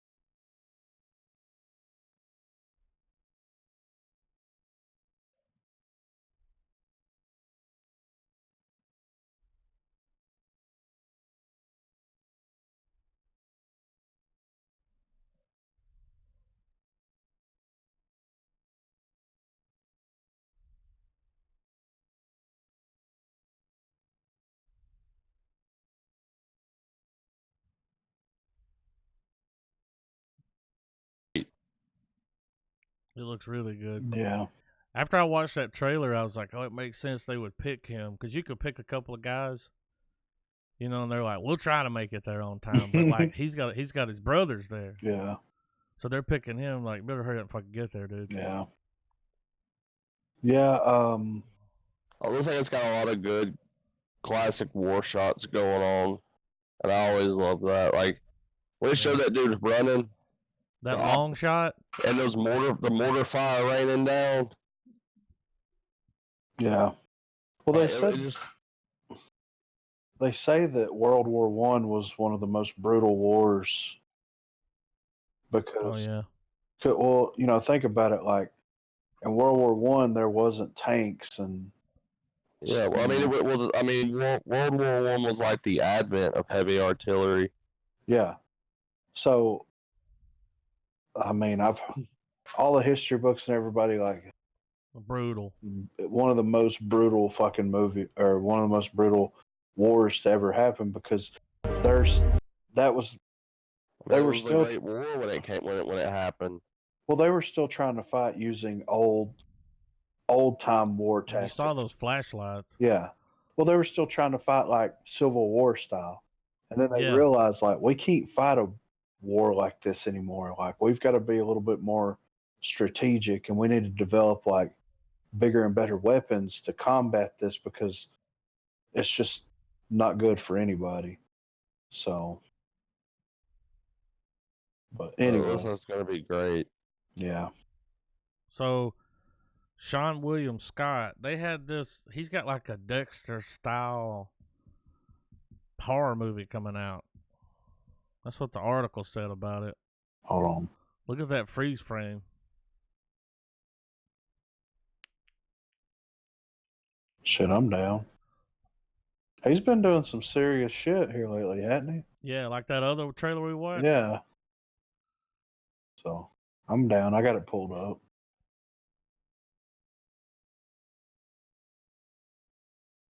I'm having to sit Have through 2 more it. trailers after this. You seen the trailer for The Irishman yet, Griffin? I watched some kind of trailer, yes. Like a teaser? Yeah. I'm ready when y'all. 3, 2, 1, play.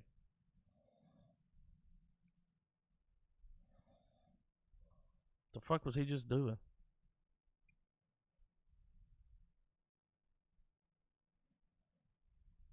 Oh, okay.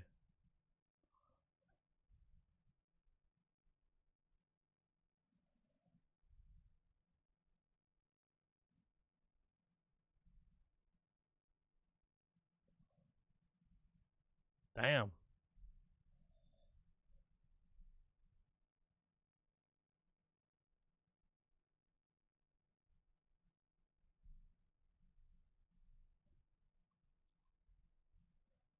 Is he gonna kill the baby?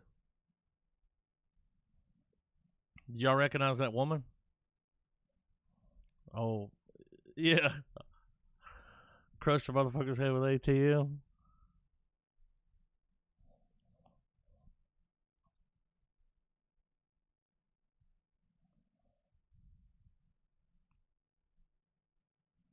This trailer looks better than that other trailer.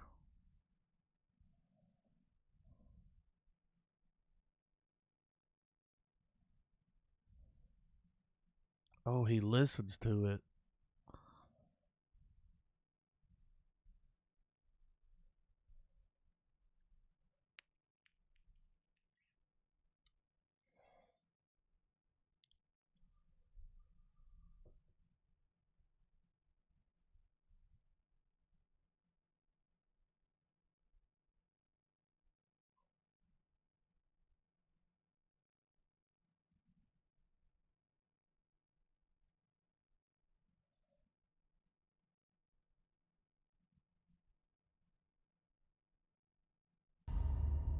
I know the Stifler had it in him.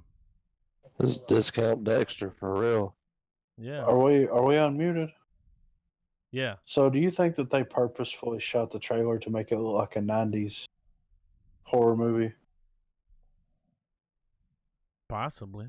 Like, It had that feel. Is it like you're trying to interpret what should be cringe and what should be like, oh, that's the aesthetic? yeah, to me it felt like they chose to go with this old style of trailer. For like a nostalgic throwback. Because didn't it feel like something that you'd watch at the beginning of a VHS? Yeah. You know what I'm saying? Yeah, it kind of had that feel. Yeah. So it's I don't know. That's just something that I was, because I felt that way, but it didn't feel cheesy. It just felt nostalgic. Yeah. I feel like we've seen this Irishman trailer. I know I have. We haven't watched it on the pod yet. I got you. Dude, I'm ready. It came out during the week since the last episode. I always bookmark them and then remove them once we watch them. Y'all ready? 3, 2, 1, play.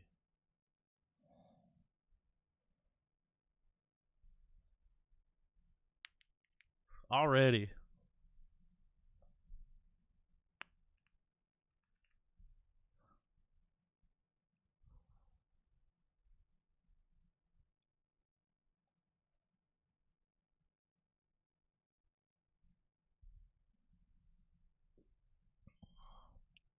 I didn't know this was about Jimmy Hoffa.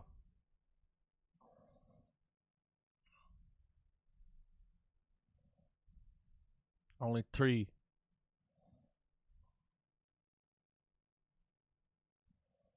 You Mick. Y'all know what he means by paint houses, right? We're talking in code. Did they do some de-aging here?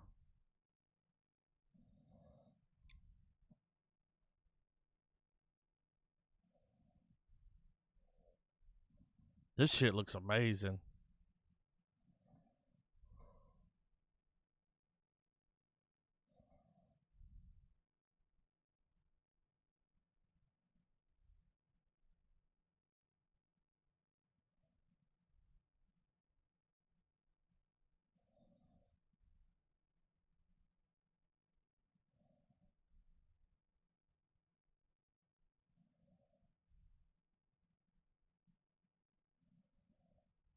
Look, y'all see the bumper sticker? Where's Jimmy Hoffa? Look at the de-aging here. It looks a little de-aged. He likes to talk, don't he?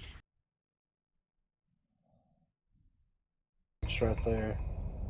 Yeah. I think they're like, maybe they like show you some shit that happened back in the day and then they come forward. Because when they're driving in the car, he looks older. Yeah. Like a couple of years have passed. That looks amazing. Does. All right. Looks good, right? Yeah, I mean, this is it's gonna get a theatrical release, but didn't he do this with Netflix? This is the one that yeah, he did. Netflix had something to do with. Like, did they back the movie? I think they fronted the money for it. Wow. Which is going to be fucking bonkers. If it does well, it's going to change everything, dude. Yeah. Everything. It's gonna do well. Everything. It's got that, Goodfellas. Yeah. Departed. What's the other movie? Yeah, The Casino. Yeah. I love Casino. Got that. Yeah, that's a good movie. Yeah. All right, guys, he's at it again. He's still not happy. Oh my God. So Apocalypse Now has the final cut. The only reason I want to watch this trailer is because they've done the final cut, like high res IMAX, and so this trailer's beautiful. Right. Hello, watch it I'm in Francis. HD. He does a little speech thing here at the front. I'm ready when y'all are. You guys got it up? Yeah, I'm good. Ready, Griffin? All right. 3, 2, 1, play.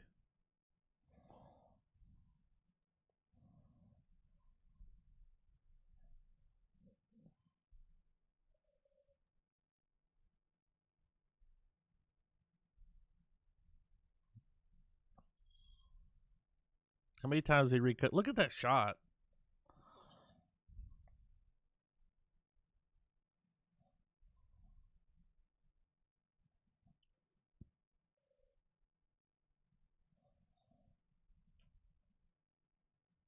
This was all improv. The scene with him in the mirror. He punching the mirror, rubbing the blood on him. That wasn't in the script. It's like one of the biggest scenes in the movie. Look how good it looks, man.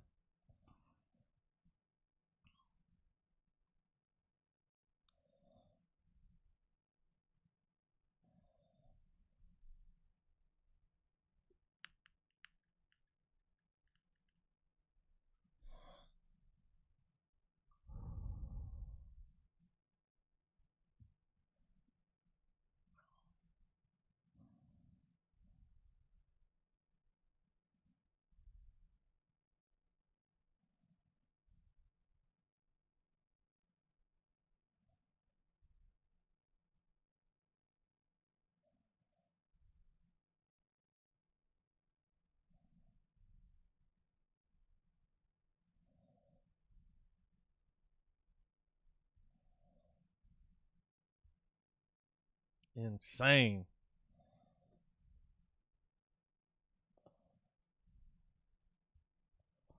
And they said making this movie with him was a fucking nightmare.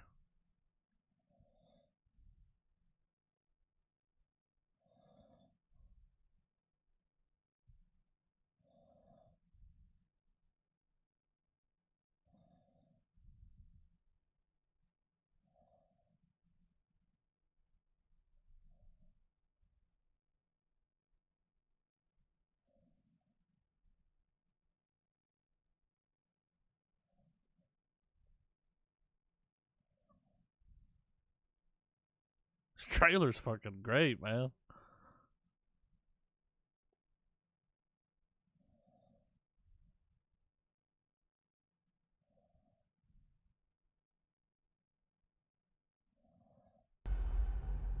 Wow. I'll watch it. Yeah. I haven't watched that movie in so long. It's been a while. They said when Marlon Brando, he was just such a prick on the set. He thought the movie was going to be a turd. Right. So he didn't even read the script. They had to call his lines out to him while he was filming the scenes. Wow. He didn't even read the script. Like he didn't want to make the movie, but he was broke. Yeah. There's a whole documentary about that. It's just a nightmare, but he fucking delivered. That's funny. Like even phoned in. Yeah. His performance was amazing. I kind of want to watch it now. I want to see this one. That's a high quality cut right there, man. Did you see how clear that was? Yeah. I wonder how much it is on Blu-ray. I'm just curious. Let's see how much it is on Blu-ray. I watched this video from there's a channel on Looper. They do those videos. Yeah. Like, top 10 worst movies of all times, and it's actually in the recommended over here. That's why I thought about it. But I watched the ones like actors that refuse to be in Tarantino movies. Right. Sylvester Stallone. Wow. He won't do a Tarantino movie. He wanted what was it? Will Smith was supposed to play Django. Yeah. But the problem was he came out later and said that it just didn't line up, but he had already, and then years later, he did another interview where he was like, he told Tarantino after he read the script, he was like, yeah, this is good. I want to do this, but I want to kill the bad guy. Right.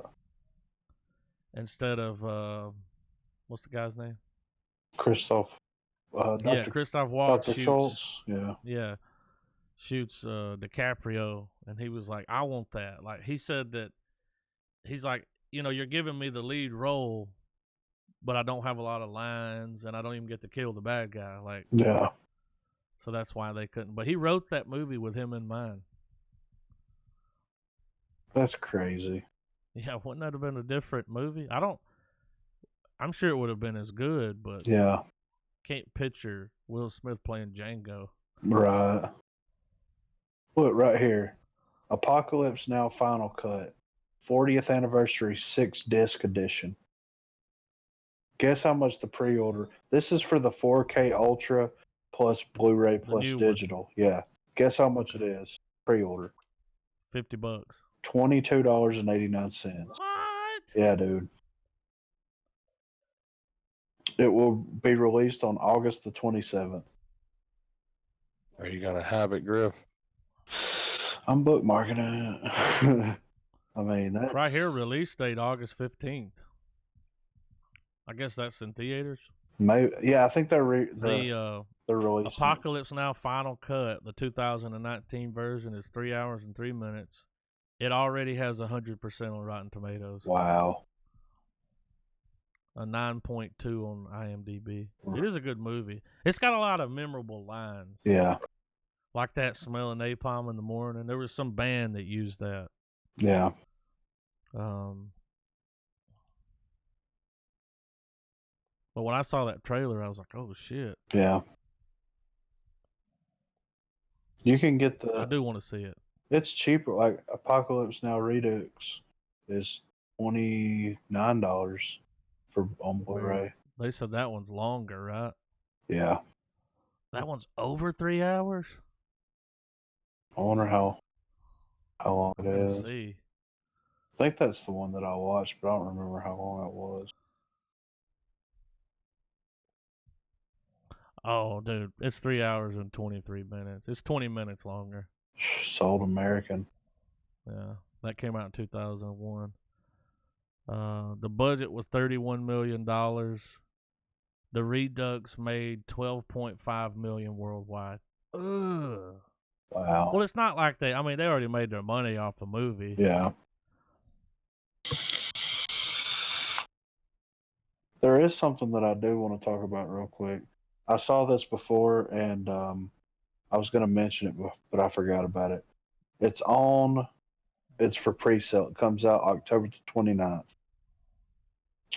So they're releasing a box set on Blu-ray of the Criterion Collection Godzilla films. 1954 to 1975. Like high quality? Yeah, Blu-ray rips. What? I'll have it. Can I see this? Is there where do I find this? It's right here. When's this coming out? In October. Holy shit, dude! But, all of them? Hold on, it didn't copy. No, it's just 1954. It's just 1954 to 1975. Okay. Is the time span that it's running. How many is in there? Trying to find. While you're doing that, speaking of Godzilla, our next lineup, next week we're watching Rocket Man. And then we're going to do the Detective Pikachu movie. Yeah. I'm going to tack on Godzilla, King of the Monsters. Yeah. I actually watched it already. I started watching it like 3 o'clock in the morning. Couldn't stop. And, no, dude, watched it all. Okay. It's fucking metal, dude. Fuck the city, save the day. Right. For real. Dude, no, wait. Fuck the world, save the day. I'm excited. So we'll be yeah, dude. I've been excited for this movie since I found out it was being made. I heard some people on a podcast talking shit about it, but I don't feel the same way they did. I was like, did we see the same movie? Right. So they were like, well, the first Godzilla movie sucked anyway. It's like, did it? It's 15 movies. Holy shit. Look at the price. How much is it? The pre-order price, $209. Post it. Yeah, $209. Yeah, I'll have it, but I won't be having that one. Well, it comes with a book. It comes with each movie has its own individual. Like it says, a lavishly illustrated deluxe hardcover book featuring an essay by cinema historian Steve Rafale, notes on the films by cinema historian Ed something, and new illustrations by Arthur Adams and all these other people. That is amazing, though. I love the cover. I know it looks badass. How good's that gonna look on the shelf? But whenever you click on Amazon, they did individual illustrations for each movie that look incredible, dude. Like if they release these individually, all 15 of them, I would be almost. You almost want to have them all separate. Yeah, because look at those fucking illustrations, dude. They look amazing. It's so badass how, when you open up all the sleeves for it, it's that one gigantic. Yeah. That's so awesome. That would totally be worth the money. Yeah. For the quality, for the art. I want to see the quality, the remastered, It's kind of funny that this is being released because, when it comes to those days that you have planned when you're going to go bargain hunt for stuff, you got that mental checklist of items that you're like, if I see this, I'm getting it. Yeah. One of the things on my list recently has been these older Godzilla movies. Yeah. It's just funny that around the time I'm on the hunt for some. I bought a 3-pack for like $1 something. Yeah. It was a cool find. It was at Walmart. At Walmart, they released a lot of the Godzilla 2-packs on Blu-ray, and I bought as many of them as I could find. Like, I ended up buying 3 or 4, which is like 6 or 8 movies. And I have several on VHS. Did you say they were Blu-ray? Yeah. You watch any of them? Oh yeah, they look amazing, dude. I mean, it's easier to are these any of the black and white ones? No, this was from like Like 70s? Yeah, it's probably from the 70s up. So it's like one of them was the last two, like Tokyo SOS and Godzilla Final Wars, and one of them was Godzilla Mothra, and one of them was Godzilla King Ghidorah, and maybe Godzilla Mechagodzilla. They quit making Godzilla movies for a while, and then they brought them back. And this was the collection of when they brought them back, the second time. And this is the complete run of the first time that they did Godzilla. OG run? Yeah. So. That's a big price, but look at all the movies you're getting. I mean, look what you're getting. And the presentation. Yeah. I mean. The box set. This is for a true fan, Yeah. And if I had the money, if I had the cash to pre-order it, I would, dude. I mean, it's just, that is a part of my childhood. You know what I mean? Like, it's like Godzilla, Three Stooges. You know what I'm saying? Like, those are the two things that I could, like, I would love to get the Three Stooges. Like, the first run with Curly, and then the Shemp run on Blu-ray. Not any of the movies, not any of the others, just the brothers. You know what I mean? Yeah.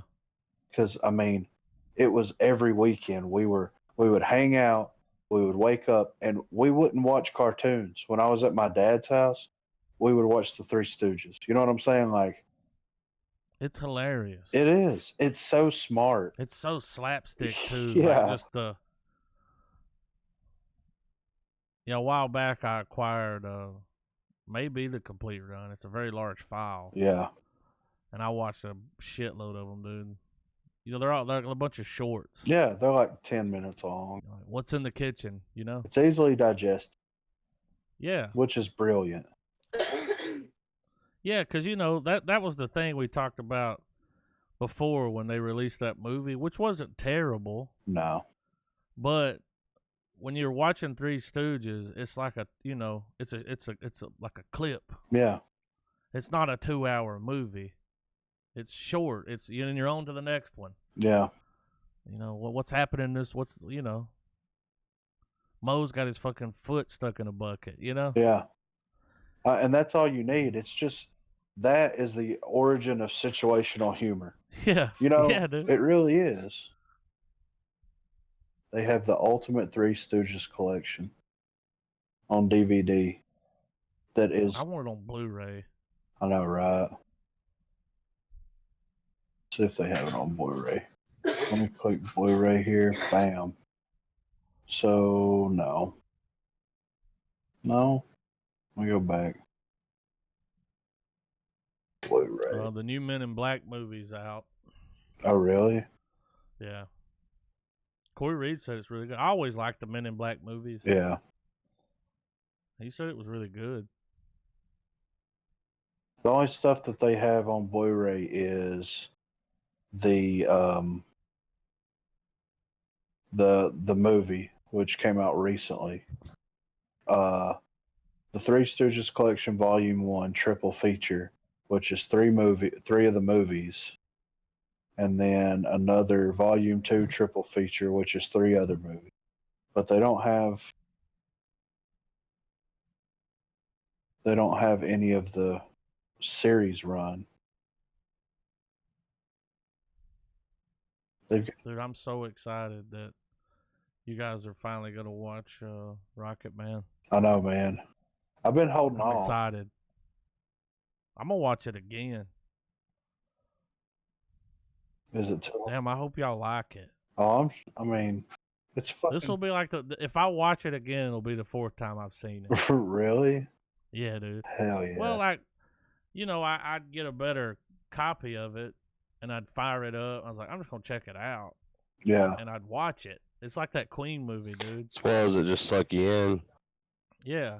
Well, that Queen movie, that same thing happened with that. I was like, oh, Blu-ray. Got it. Fire it up. Sit through the whole goddamn thing. Right. Damn, it's 4 a.m. I just like the way they shot the movie, the way they did it, the way they worked the songs. Because in the Queen movie, they went like just true movie. Like it's a truvie. certain level, you know. Yeah. And this one, they work the songs into like situations, like when he's ODing. Right. Dude, when he jumps in that pool, tries to kill himself, and he sees like little him at the bottom playing that piano, playing Rocket Man. It's pretty cool.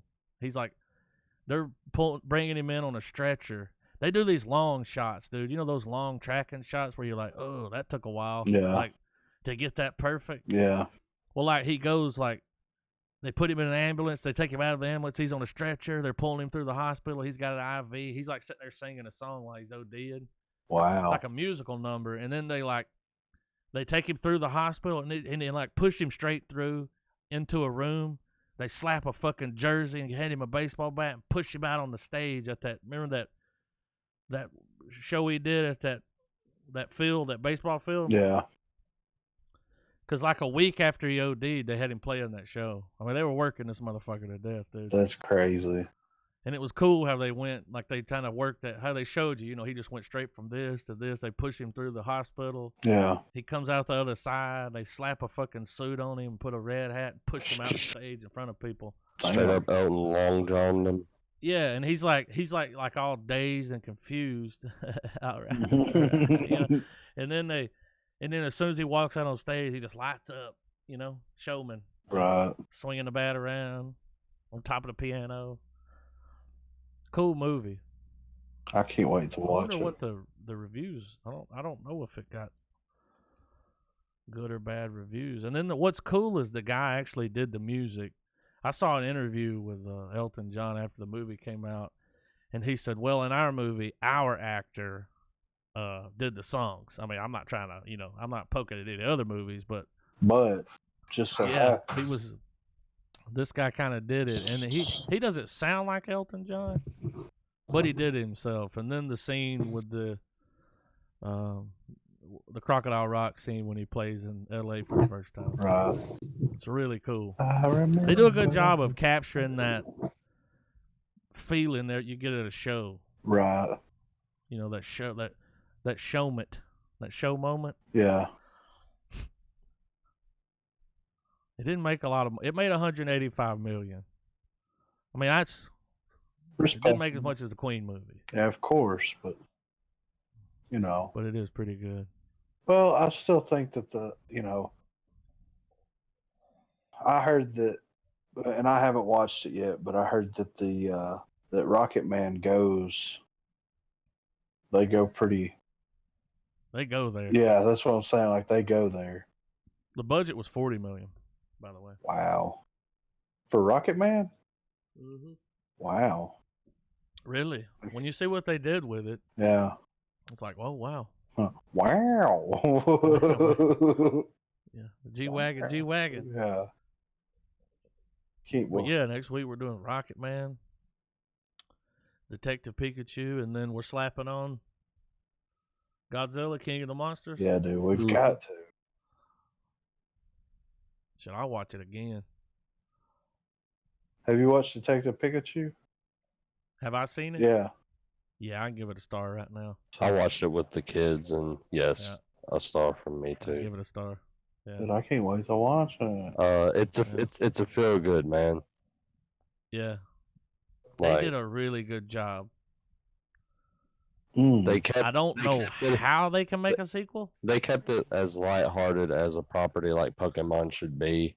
But it's funny. It's a good family movie, dude. It was nostalgic for me because I grew up collecting the shit, and playing the games and all that stuff. But at the end of the day, like I said, just a good family movie. It's cool how they worked it. Like, they worked it into the real life. Like, everyone's got a Pokemon. And if you don't have a Pokemon, why? Why don't you have a Pokemon?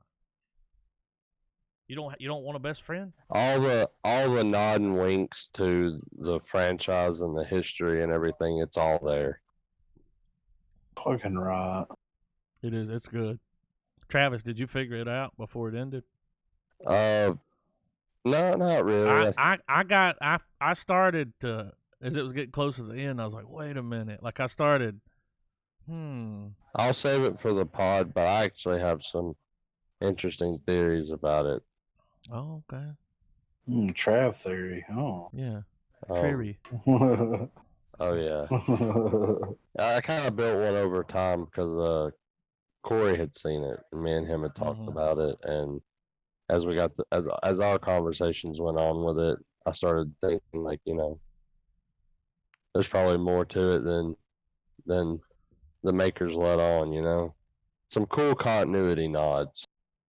Mm-hmm. I wonder how much money I bet it made a shit ton over. Oh, I feel like there will be a sequel. Let's see. So the budget was $150 million, and it raked in 436. Yeah, not too shabby. Don't agree with this Rotten Tomatoes score. I like this now. When you Google a movie, on the side over here, it'll give you the breakdown, the budget. Google's on top of this shit. And then they give you the IMDb score. So it's a 6.7 out of 10. 68% on Rotten Tomatoes. I don't know about that. And then I think the Google review is 94%. Agree? Putting a thumb up on it. No, I think drop it like it's hot. The big thing that has the payoff for this movie, Griff, is when it reveals how that Pikachu can talk. Oh, that's cool. There's a twist. Yeah, it's really good. Fucking right. I can't wait to check it out. Yeah, next week, Rocket Man. I'm excited. I'm ready. Hope y'all like it. If you don't, we can't be friends anymore. Podcast is over. Kidding. Yeah. I'll do my own podcast. Dude, guess what's coming out this fall? This is something to leave on. They're releasing special Bud Light cans. Guess whose face is going to be on it? Post Malone? Yeah, dude. I shit you not. Wow. Do they have other cans with other people's faces? No, just his, dude. Just his face on a can? Yeah. Is he the first person to get his face on a Bud Light can? I don't think so. That's a power play, dude. Might be the best face they put on one, though. And then does he, because that's his thing, is he drinks Bud Light. Mm-hmm. Does he only drink Bud Light with the can with his face on it? I mean, you've got to, right? That's like wearing your own band shirt at a show you're playing. Standing there holding, it's a little different. It's a little different. That's flexing, dude. It is. You're standing at a party holding a Bud Light with your face on it? Yeah. Yeah, they've never done this before. Wow, dude. I'm going to have to get me one. I'd like to be sponsored by like Sailor Jerry's. Be sponsored by one of those. It'd be cool if I never had to pay for that again. Be sponsored by one of those weed companies. Yeah. He's got one of those too. Yeah. All right, next week is Rocket Man. Join us. Pick up for our future Post Malone cast. Yeah. Talking Posty. Wait, how can we work it into postcast? Oh my God. Real post. Yeah. real postcast. You think if we started one that we'd be able to get him on there? I don't know. Only one way to find out. Tune in next week. No. We're not watching movies. We're talking about Post Malone. Yeah, we changed the podcast. Completely. 124 episodes in. The format's changing a little bit, folks. Yeah, just so you know. How many episodes can you do before you run out of shit to talk about, though? Post Malone? Yeah. He's constantly in the news, man. Oh, yeah. So,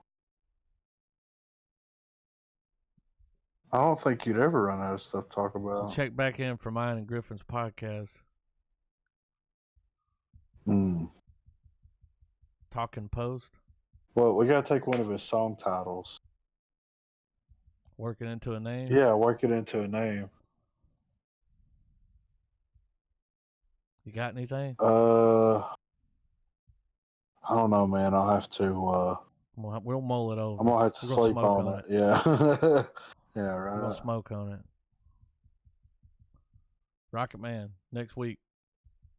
Come back. You guys got anything you want to say? There was a lot of bad lieutenant decisions in this movie. Yeah, I think I've said everything. I mean, there's not much else you can say. Keep it real.